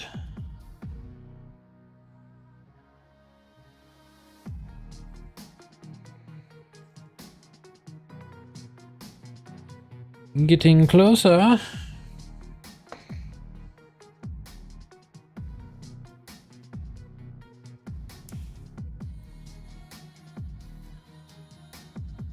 Making sure I'm not getting any schmutz on my hand.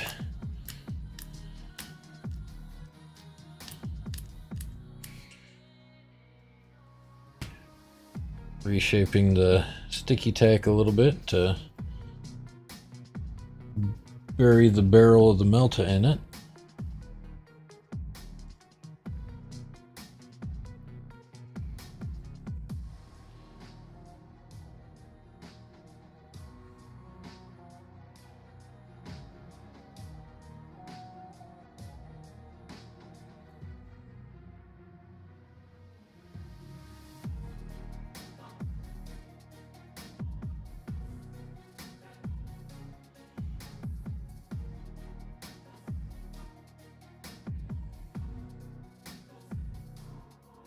But I'm definitely happy with the progress I'm making tonight.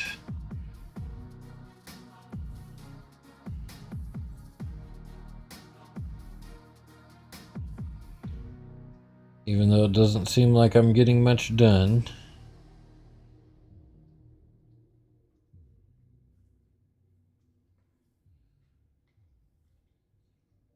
I'm spending 2 to 3 hours just painting 2 tiny guns.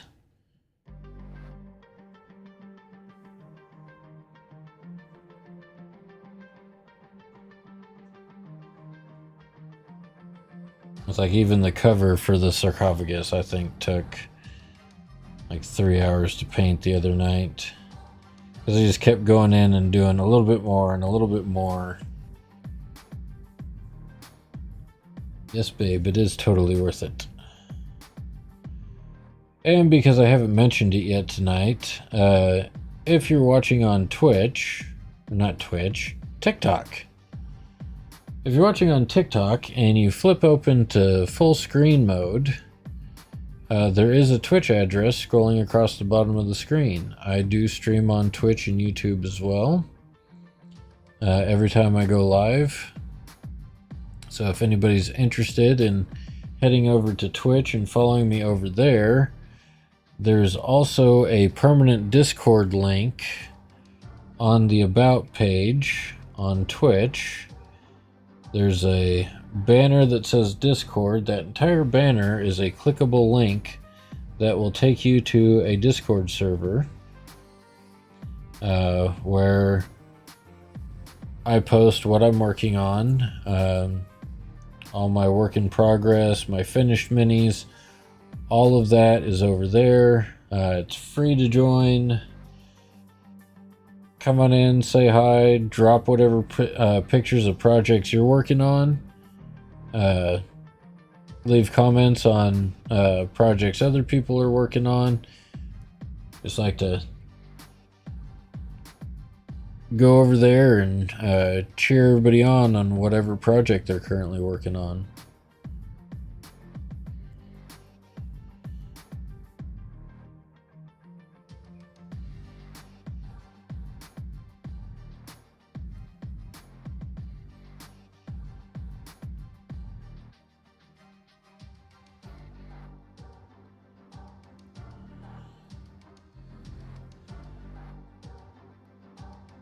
Come on, paint.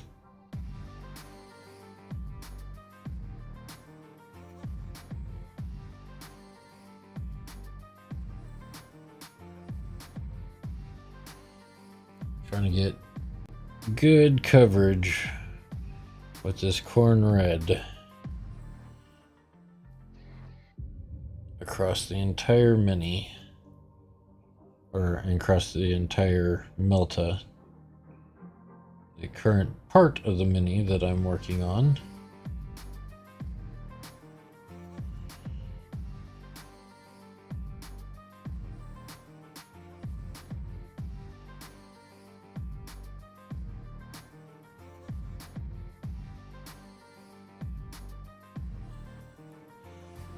I chose Meltas because I figured it fits thematically with a more up-close and personal melee army, which the Templars are.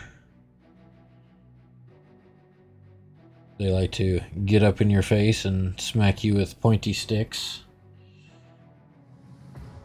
that have very sharp teeth running down the side of them and go brrr. Chain swords.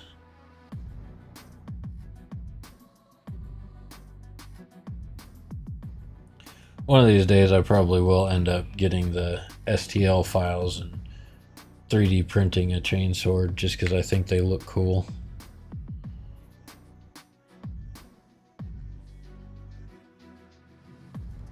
But I have very cheap, crappy printers, so it will take forever to print them.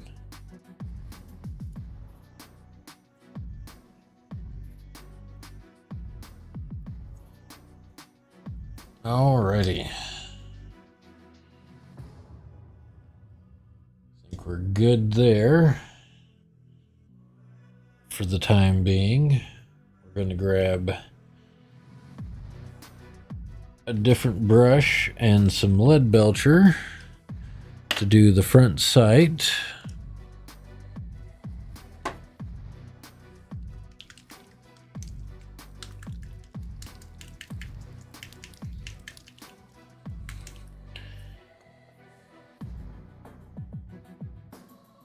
Fix the tip on my metallic brush.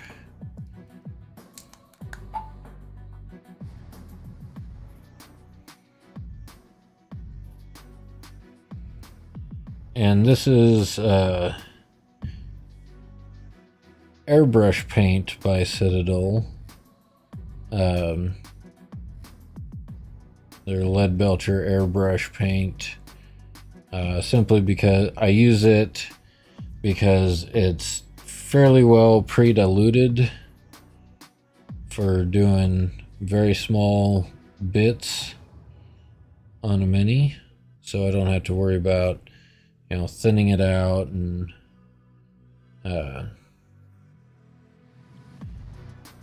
using like one of those pop pads or whatever, or some other type of palette, because I can't put metallics on your wet palette. Do not put metallics on a wet palette. It will seep into the sponge And over time, all of your paint will come off your wet pellet looking very sparkly.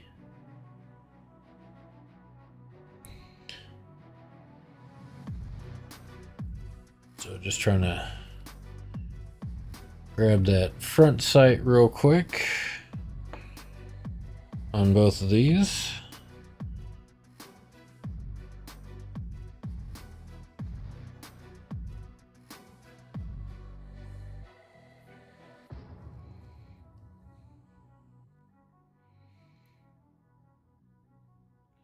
Not that a Dreadnought uses the sight post on a Melta, considering they're under his armpits.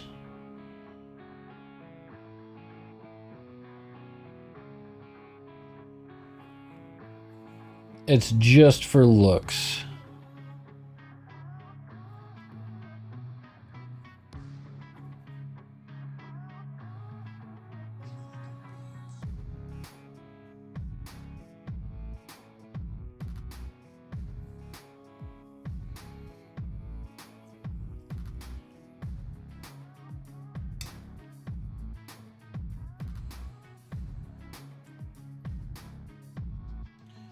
Alright, now that we've got that done, we're going to grab our Balthazar Gold.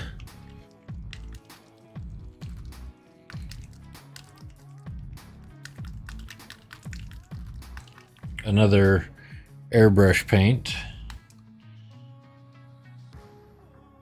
Citadel airbrush metallics are amazing for, you know, doing small areas, painting straight out of the pot. Highly recommend it.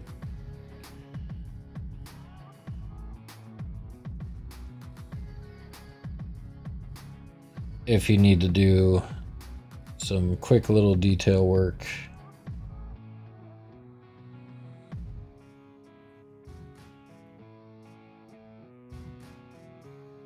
Just hitting a few spots here and there with it.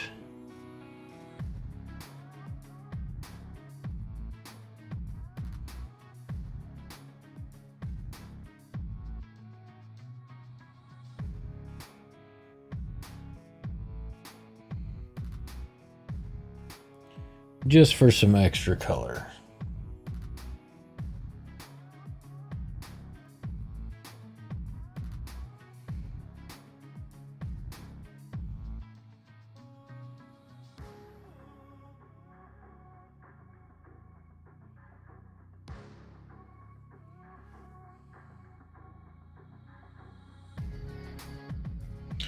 Got a errant hair on my brush.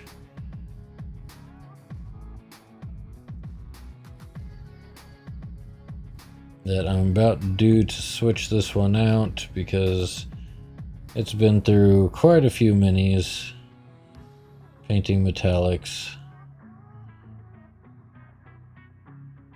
It's about time to swap him out for a new one, because metallics are very hard on your brushes, unfortunately.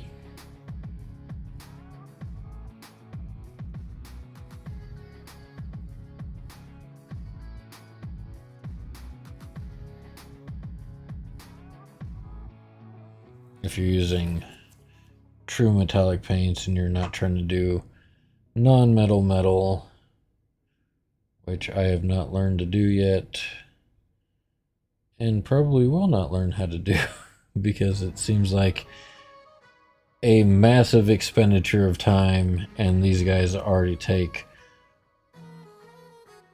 way too long to paint. So I might experiment with it at some point, but adding it into a regular painting process is not going to happen for me. And I've seen some neat models that use non-metal metal. It's just not for me.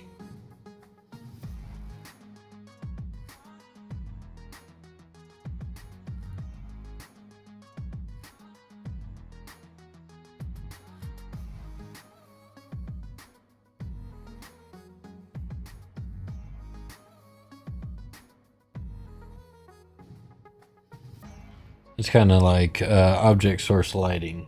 You know, will I experiment with it here and there? Yes. Am I going to use it on an entire army? Absolutely not.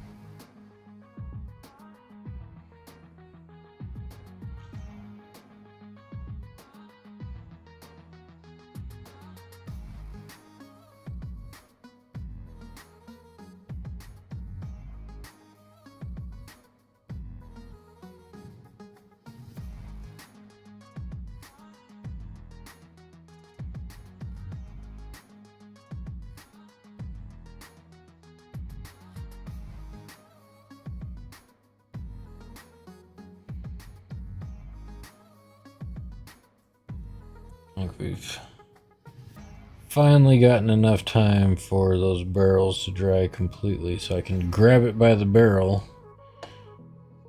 and flip the thing around to where I need to paint it.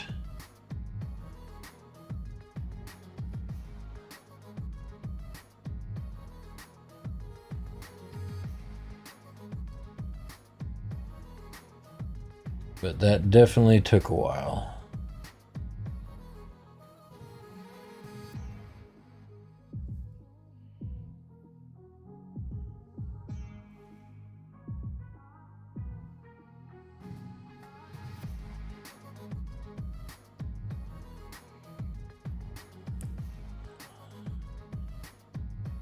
Got one well on the way to completion.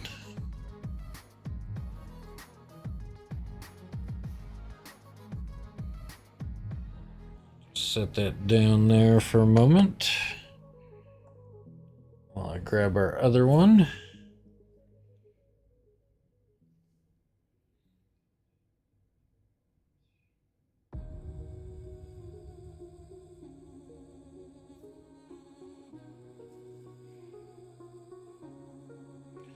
And while I'm thinking about it, go ahead and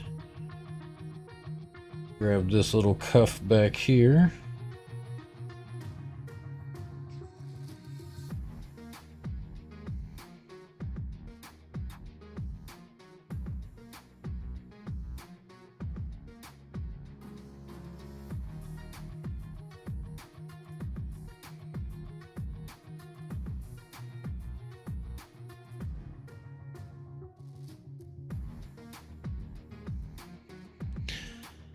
Whew.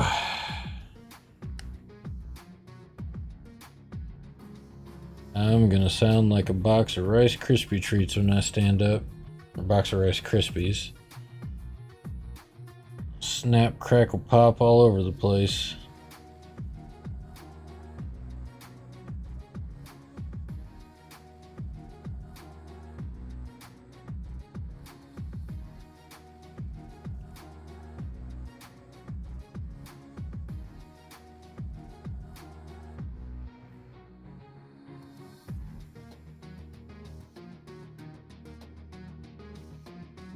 But that's the sacrifice we make to paint cool minis.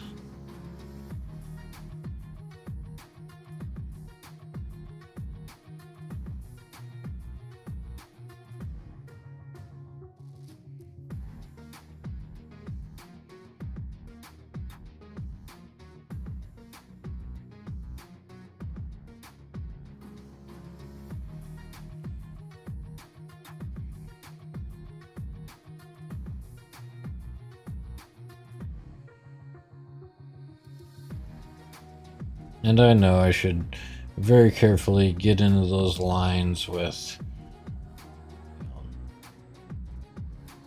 my super bright white paint and add a little bit of a glow effect, but I just don't feel like doing it.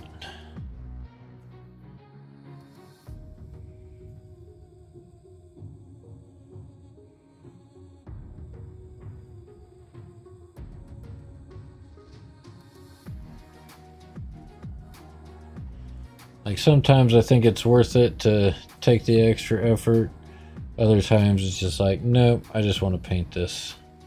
I want to get this part of the mini done. And this is one of those times. I'm just like, let's get it done. The Null Oil wash will work on that a little bit, and I'll be satisfied with it.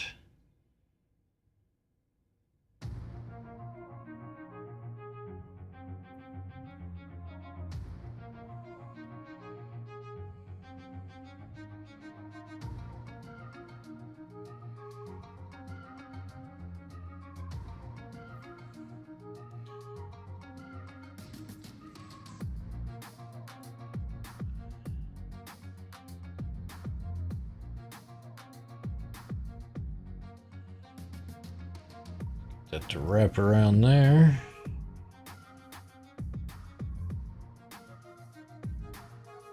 There we go.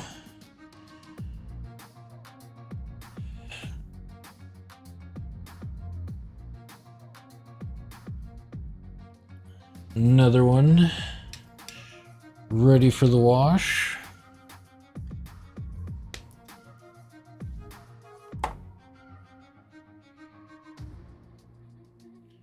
Go ahead and put these back into our sticky tack.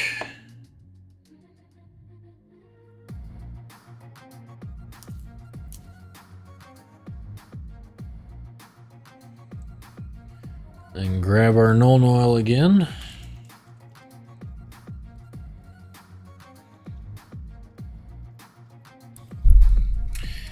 And our brush that we use for washes. Hey, the man who erased his name, welcome in. How are you doing tonight? Thank you for the likes.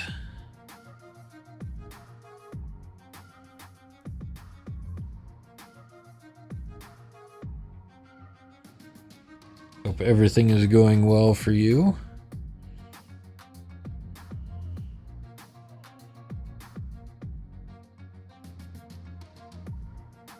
Just gonna go ahead and hit this thing with a healthy dose of Null Oil all the way around.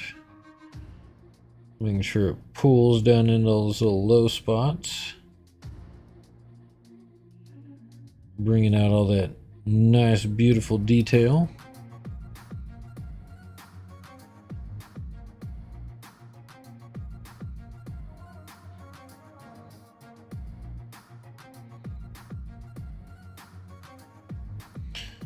This is one of the few times I just go all over everything with the Null Oil.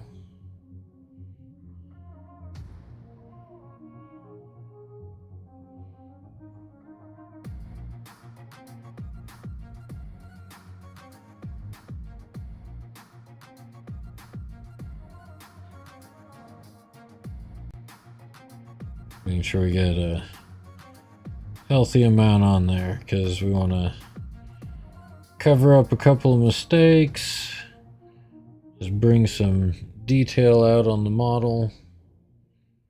Give it some richness.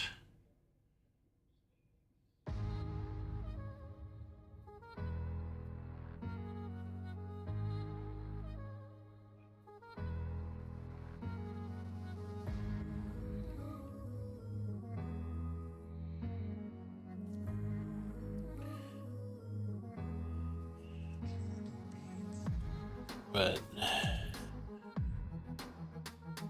when you bring them up and compare them, you can see a lot more detail in one than the other because that Null Oil settles into all those little recesses.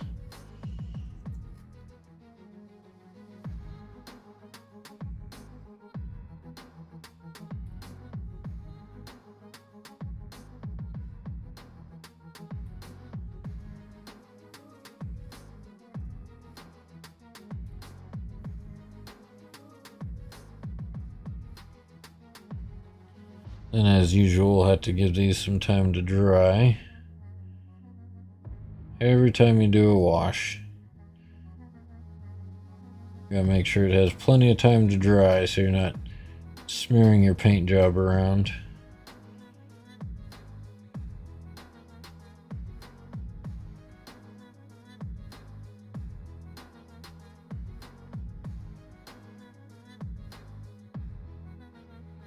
Like I said before, no is that little bottle of liquid magic, talent in a jar, whatever you want to call it.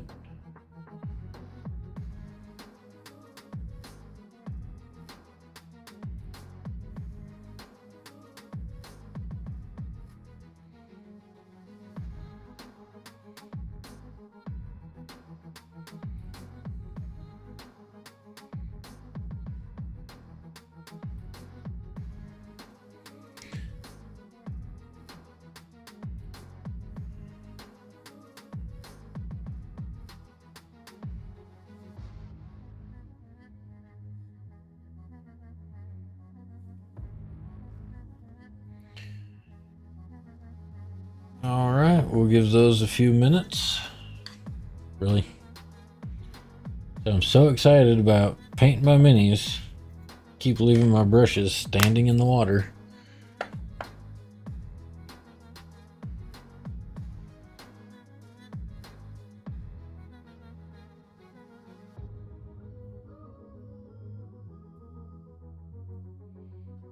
think I got it. This one had a little blob of silver stuck in the bristles.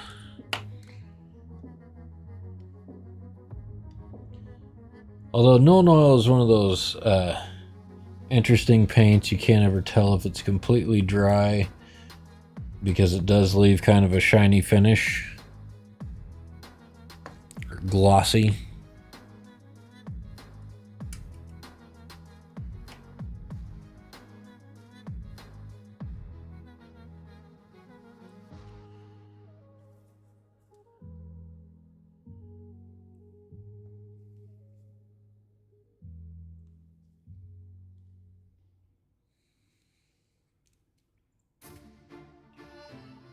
But we're definitely putting our work in tonight.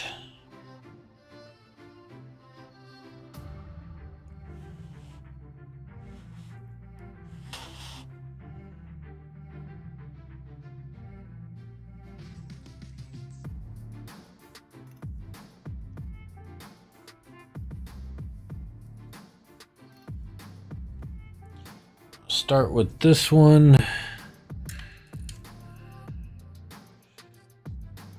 Grab this brush again. We're going to go back with a little bit more of that corn red. And just kind of brighten up sections of it again.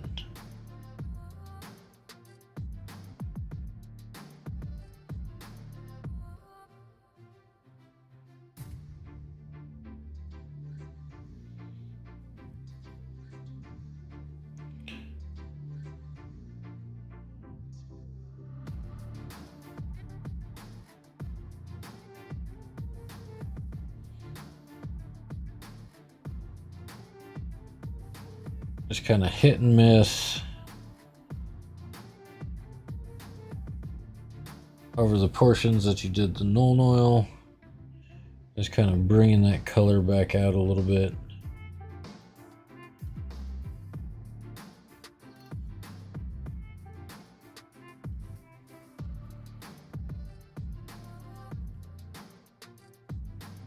Just give it that little extra.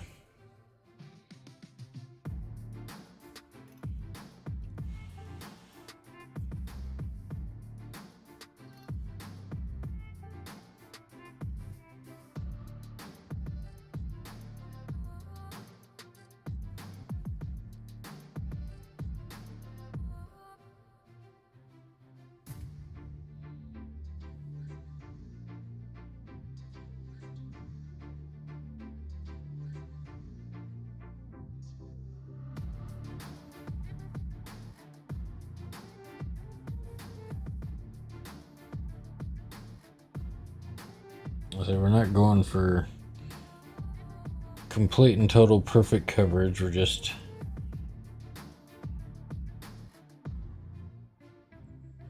kind of adding some of that original color back on the mini.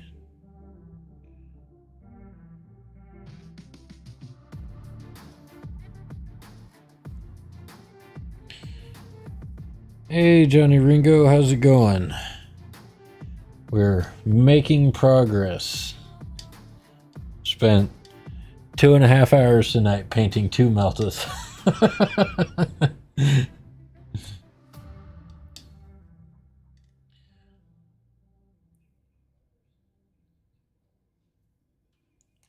But that's what you gotta do.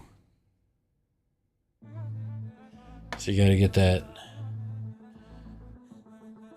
nice little heat gradient on them.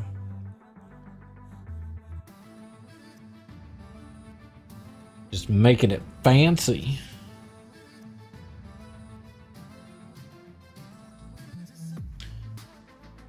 But we got the little turret covers done over here. So as soon as I get done with the Meltas, we can stick them to the sides of the sarcophagus and look at him go, ooh, fancy.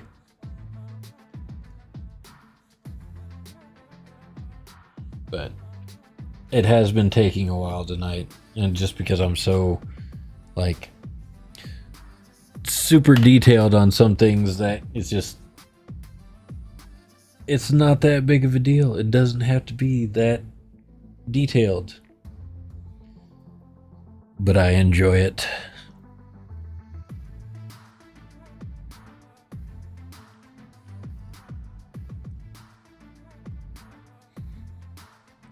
But now we're gonna grab some of our Evil Sun Scarlet.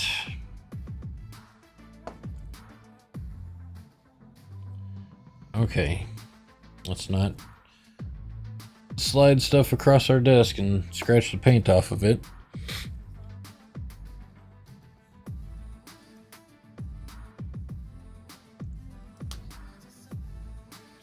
But now we got to do some fine edge highlighting.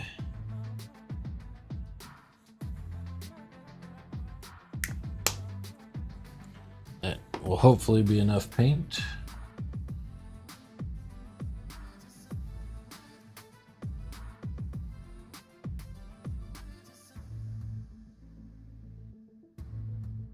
It's ridiculous how much time I'm spending on this Dread. But it looks so good. Like every time I get to add another piece, I'm like, yes.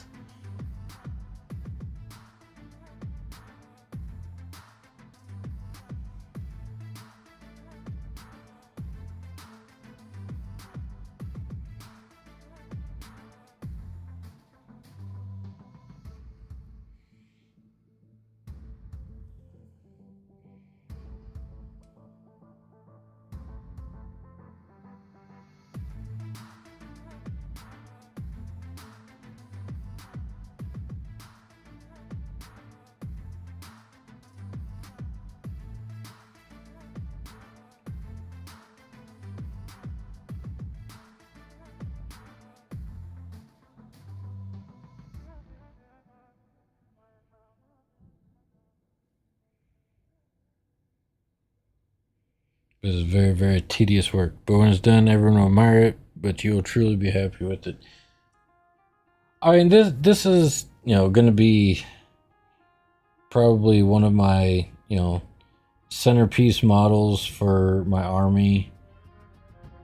And it's, like I said before, it's one, when I drop it on the table for the first time playing somebody, I want my opponent to be looking across the table and be like, oh, damn. That thing is awesome.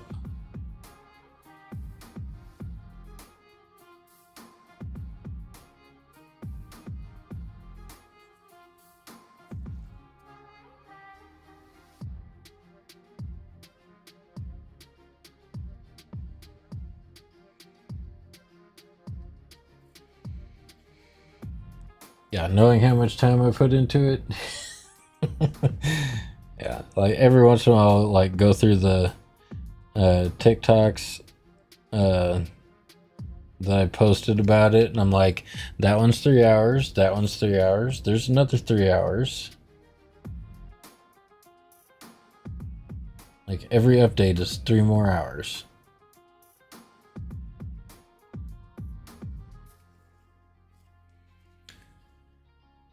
Yeah, and then it gets shot off the table before I use it.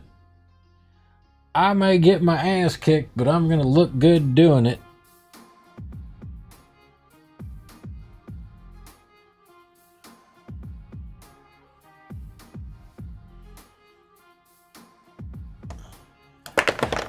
I'm glad there wasn't a jar of Nuln oil on my desk. That would have been bad.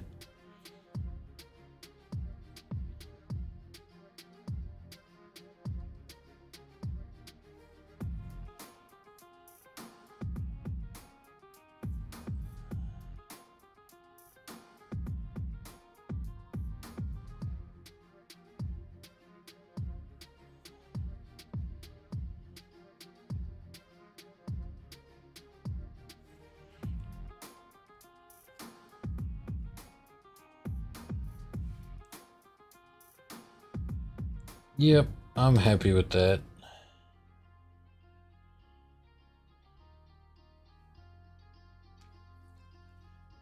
At this point, it's just little fine details, hitting all those rivets. That one will be done.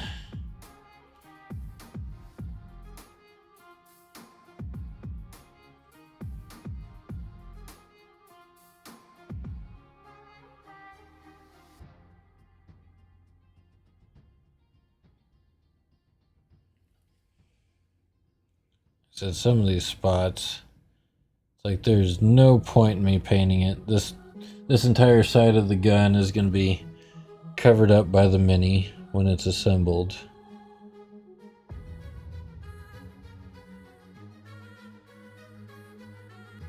But I'm still going to spend all my time painting it.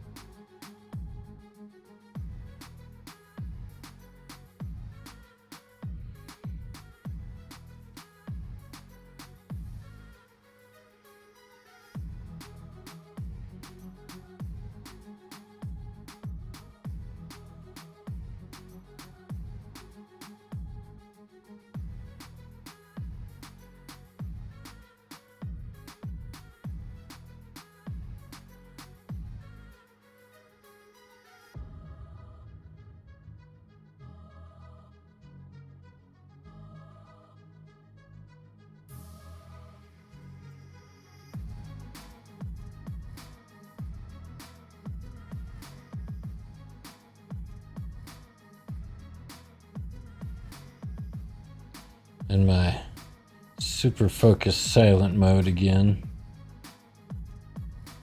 Johnny, alright, bud. Just stopping in to say hi out to bed. Well, thanks for stopping in. I appreciate it. Go get you some rest. Get some rest so you can be a pest.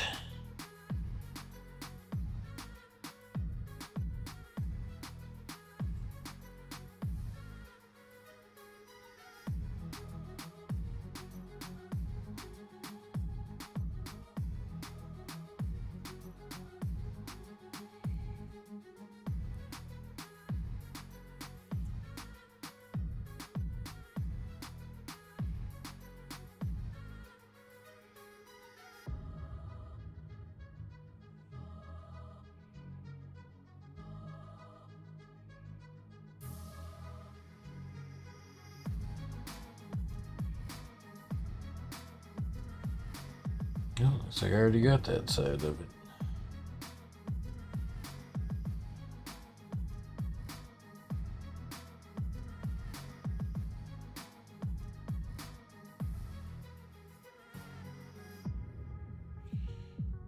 There we go.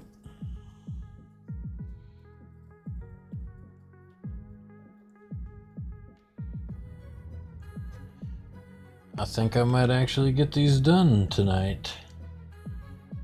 That's all I'm getting done is two super tiny little pieces for the Mini. But we're getting it done. And at this point, I know I just saw them. I need to grab a new brush for metallics because the tip on the one that I've been using has gotten super frazzled. And I need to do some fine details.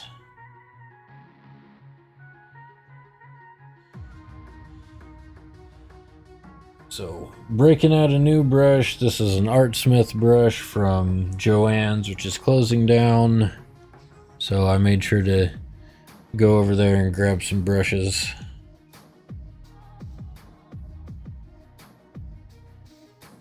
What am I looking for? I'm looking for my Stormhost Silver. For the first little bit of what I'm going to do. Oh, Johnny, I'm sorry. I forgot to thank you for the rose. I appreciate it. I always miss that stuff. I'm not used to TikTok noises when they go off.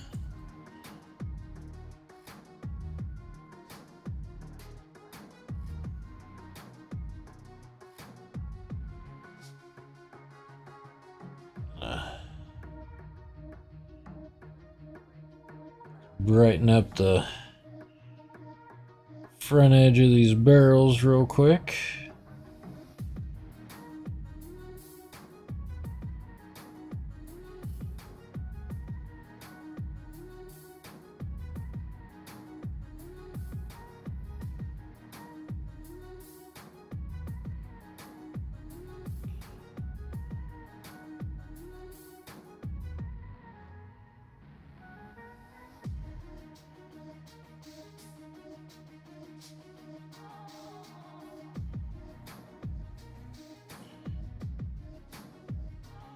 And very carefully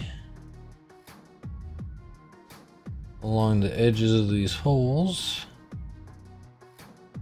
brighten these back up a little bit.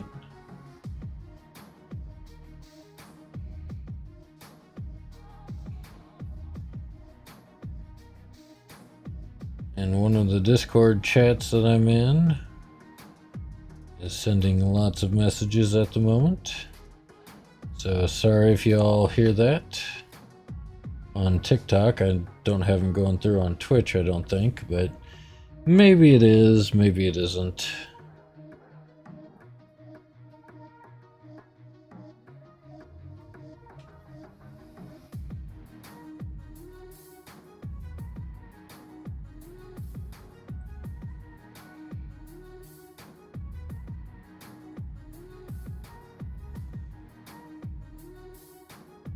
Got a little sloppy on one of those, but it's fine.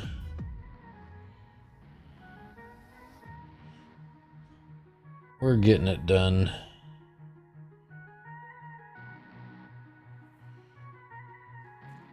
Like I said, little super tiny details.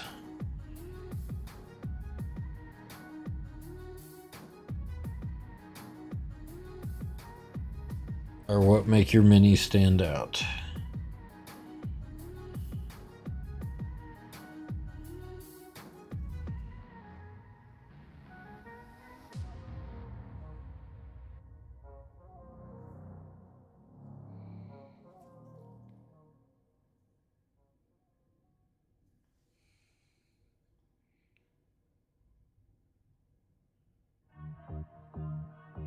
Should we grab these rivets and brighten them up real quick? Ooh, too much paint. Yep, that requires washing it out.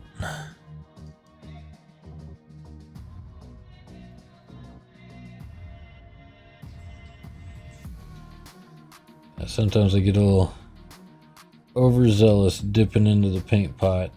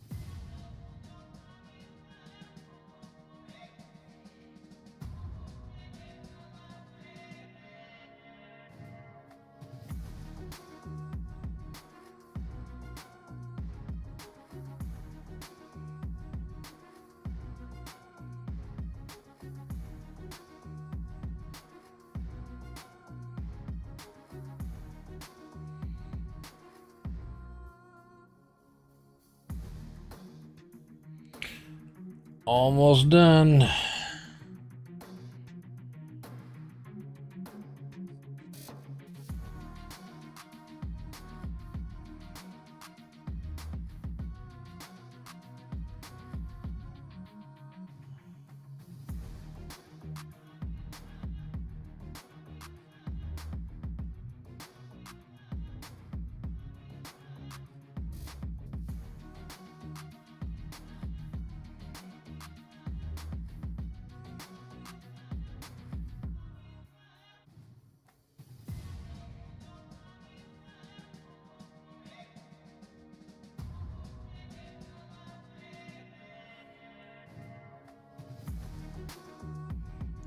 You gotta love it when your paint scheme comes together on your Mini.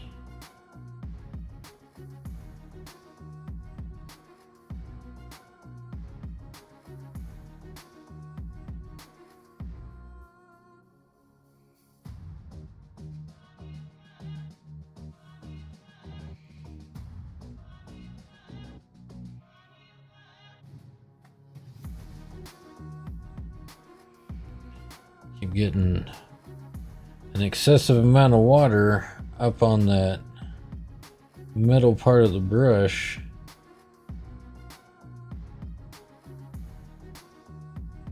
Causes problems while painting.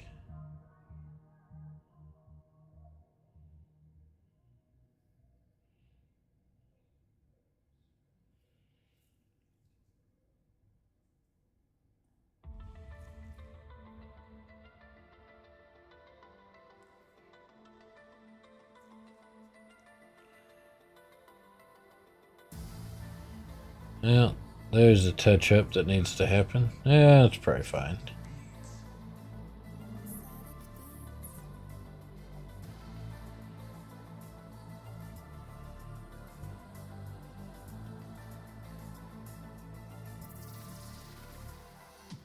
Yeah, I'll probably dab a little dot of black in there.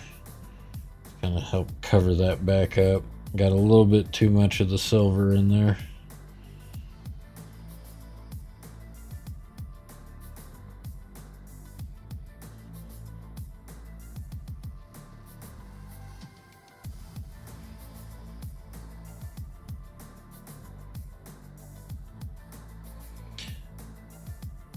Just one of those things that happens.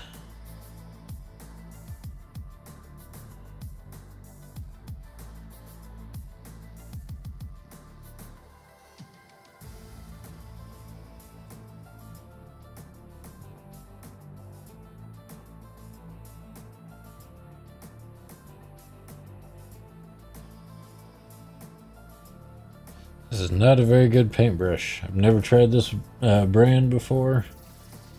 Not liking it.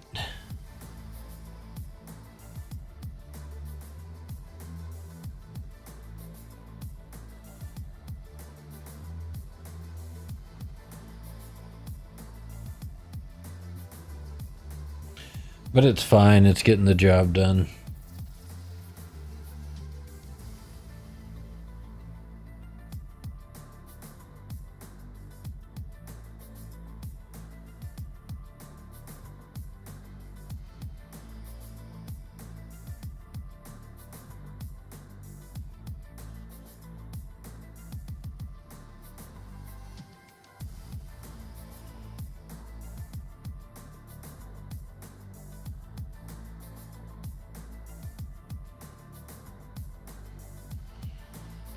All right.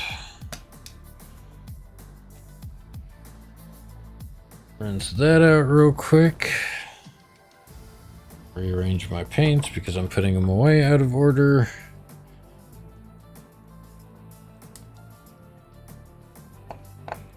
This one, yes.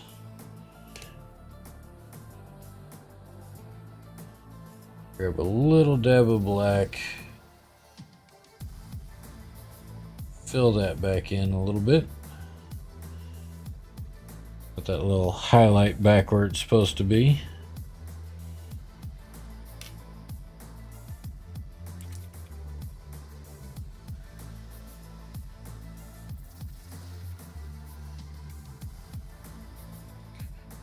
And grab our Sycorax bronze.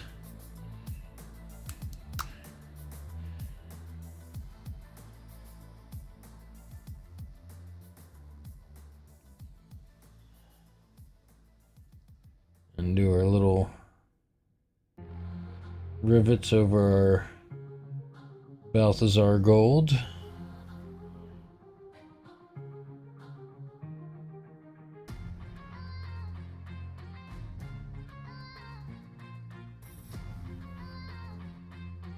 Kinda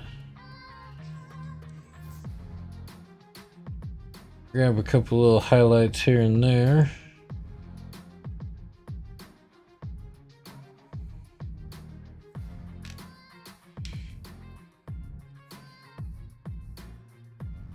Just tiny dab here, tiny dab there.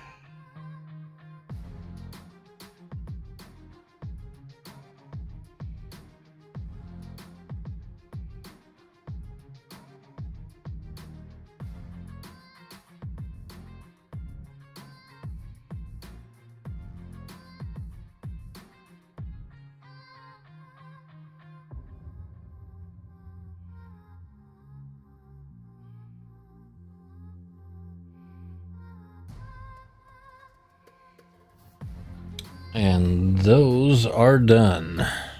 Finally.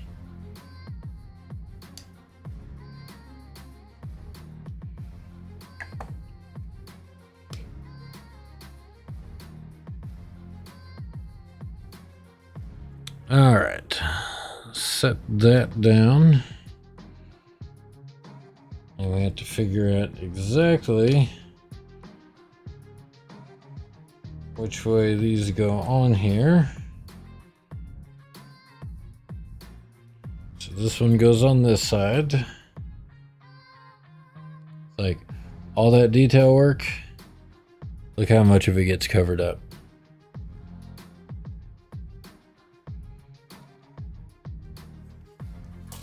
But I'm going to take the gloves off at this point, because I have to do some gluing, and I want to be able to feel if I get any glue on my hands. Because if I do, I know I need to drop the mini immediately and not touch anything.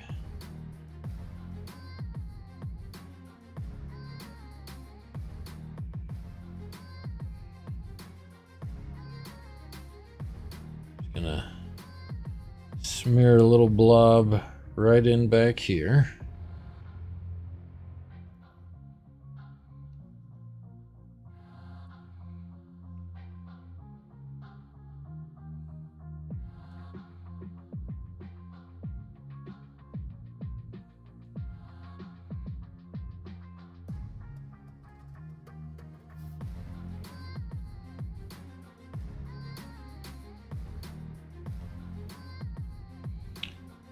And use a little bit too much glue.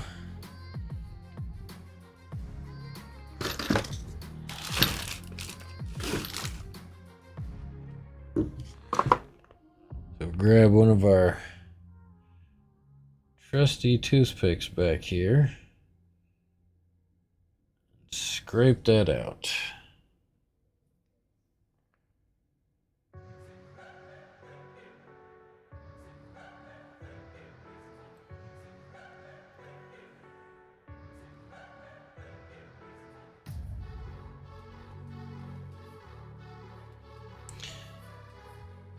Because we want this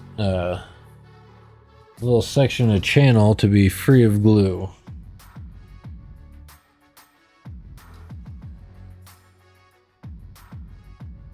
I need to get some of that instant set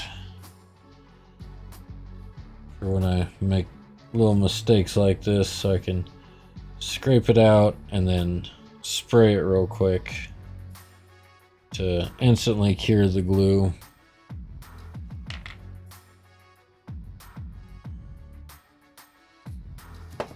Alright, let's try and be a little more precise this time. Not get any near that top edge. Just need it right here in the back for that melta to sit into.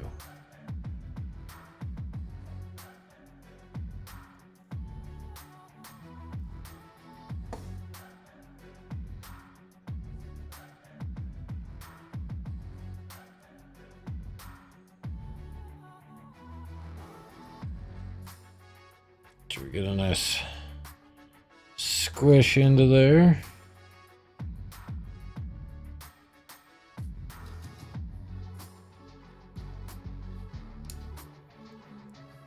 And again, just along this edge right here, scrape that little bit of excess out.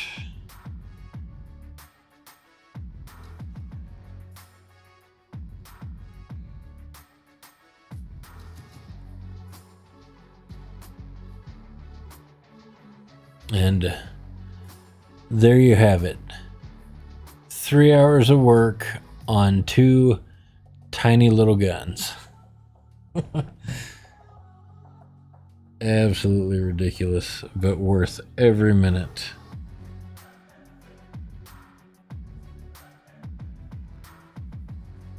And again, once you've painted your mini, your plastic cement won't work, so you have to use the super glue.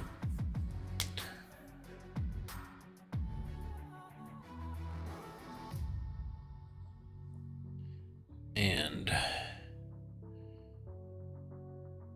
just to see these things,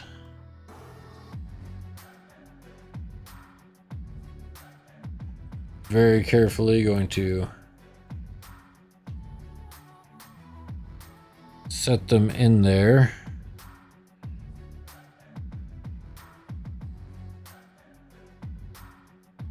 Just to get a visual on them.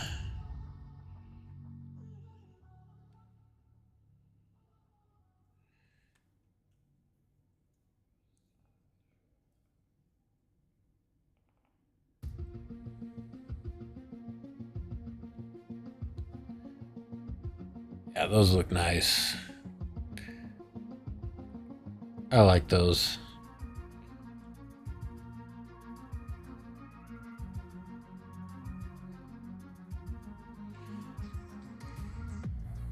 Well, now our Dreadnought can at least shoot at something.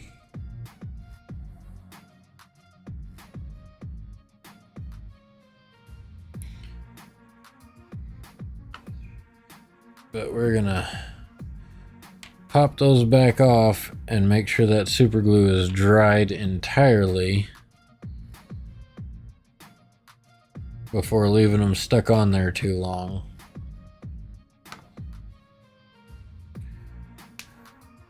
All right.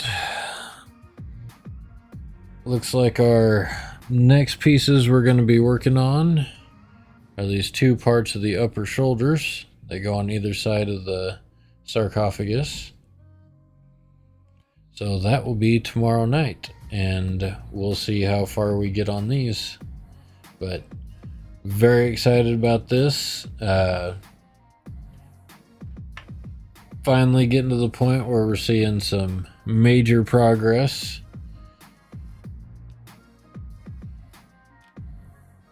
And can't wait to see what this guy is going to look like when I get him completely finished.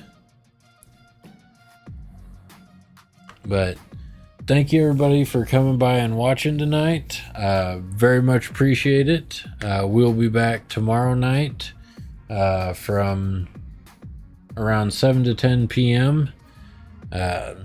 Normally Monday nights are my D&D night. We had some folks that had some other obligations pop up, so I'm painting tonight. I posted on my TikTok story that we changed it up this week. But tomorrow from 7 to 10, we'll be right back here getting more of the Dreadnought done.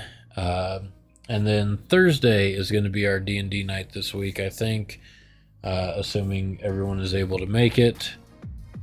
And then next week we should be back to our regular schedule. Again, thank you everybody for coming by. Appreciate all the views, comments, questions. Like I said, if you're watching me on TikTok in full screen mode, scrolling across the bottom of the screen is my Twitch channel. Head over there, give me a follow. There's a permanent link to Discord on the About page. The Discord banner should take you to my Discord server where you can see what I've been working on, what some other followers have been working on. Go over there, check it out. Give feedback on what everybody else is doing. Hope to see you there. But until next time, everybody have a good night, and we'll see you tomorrow.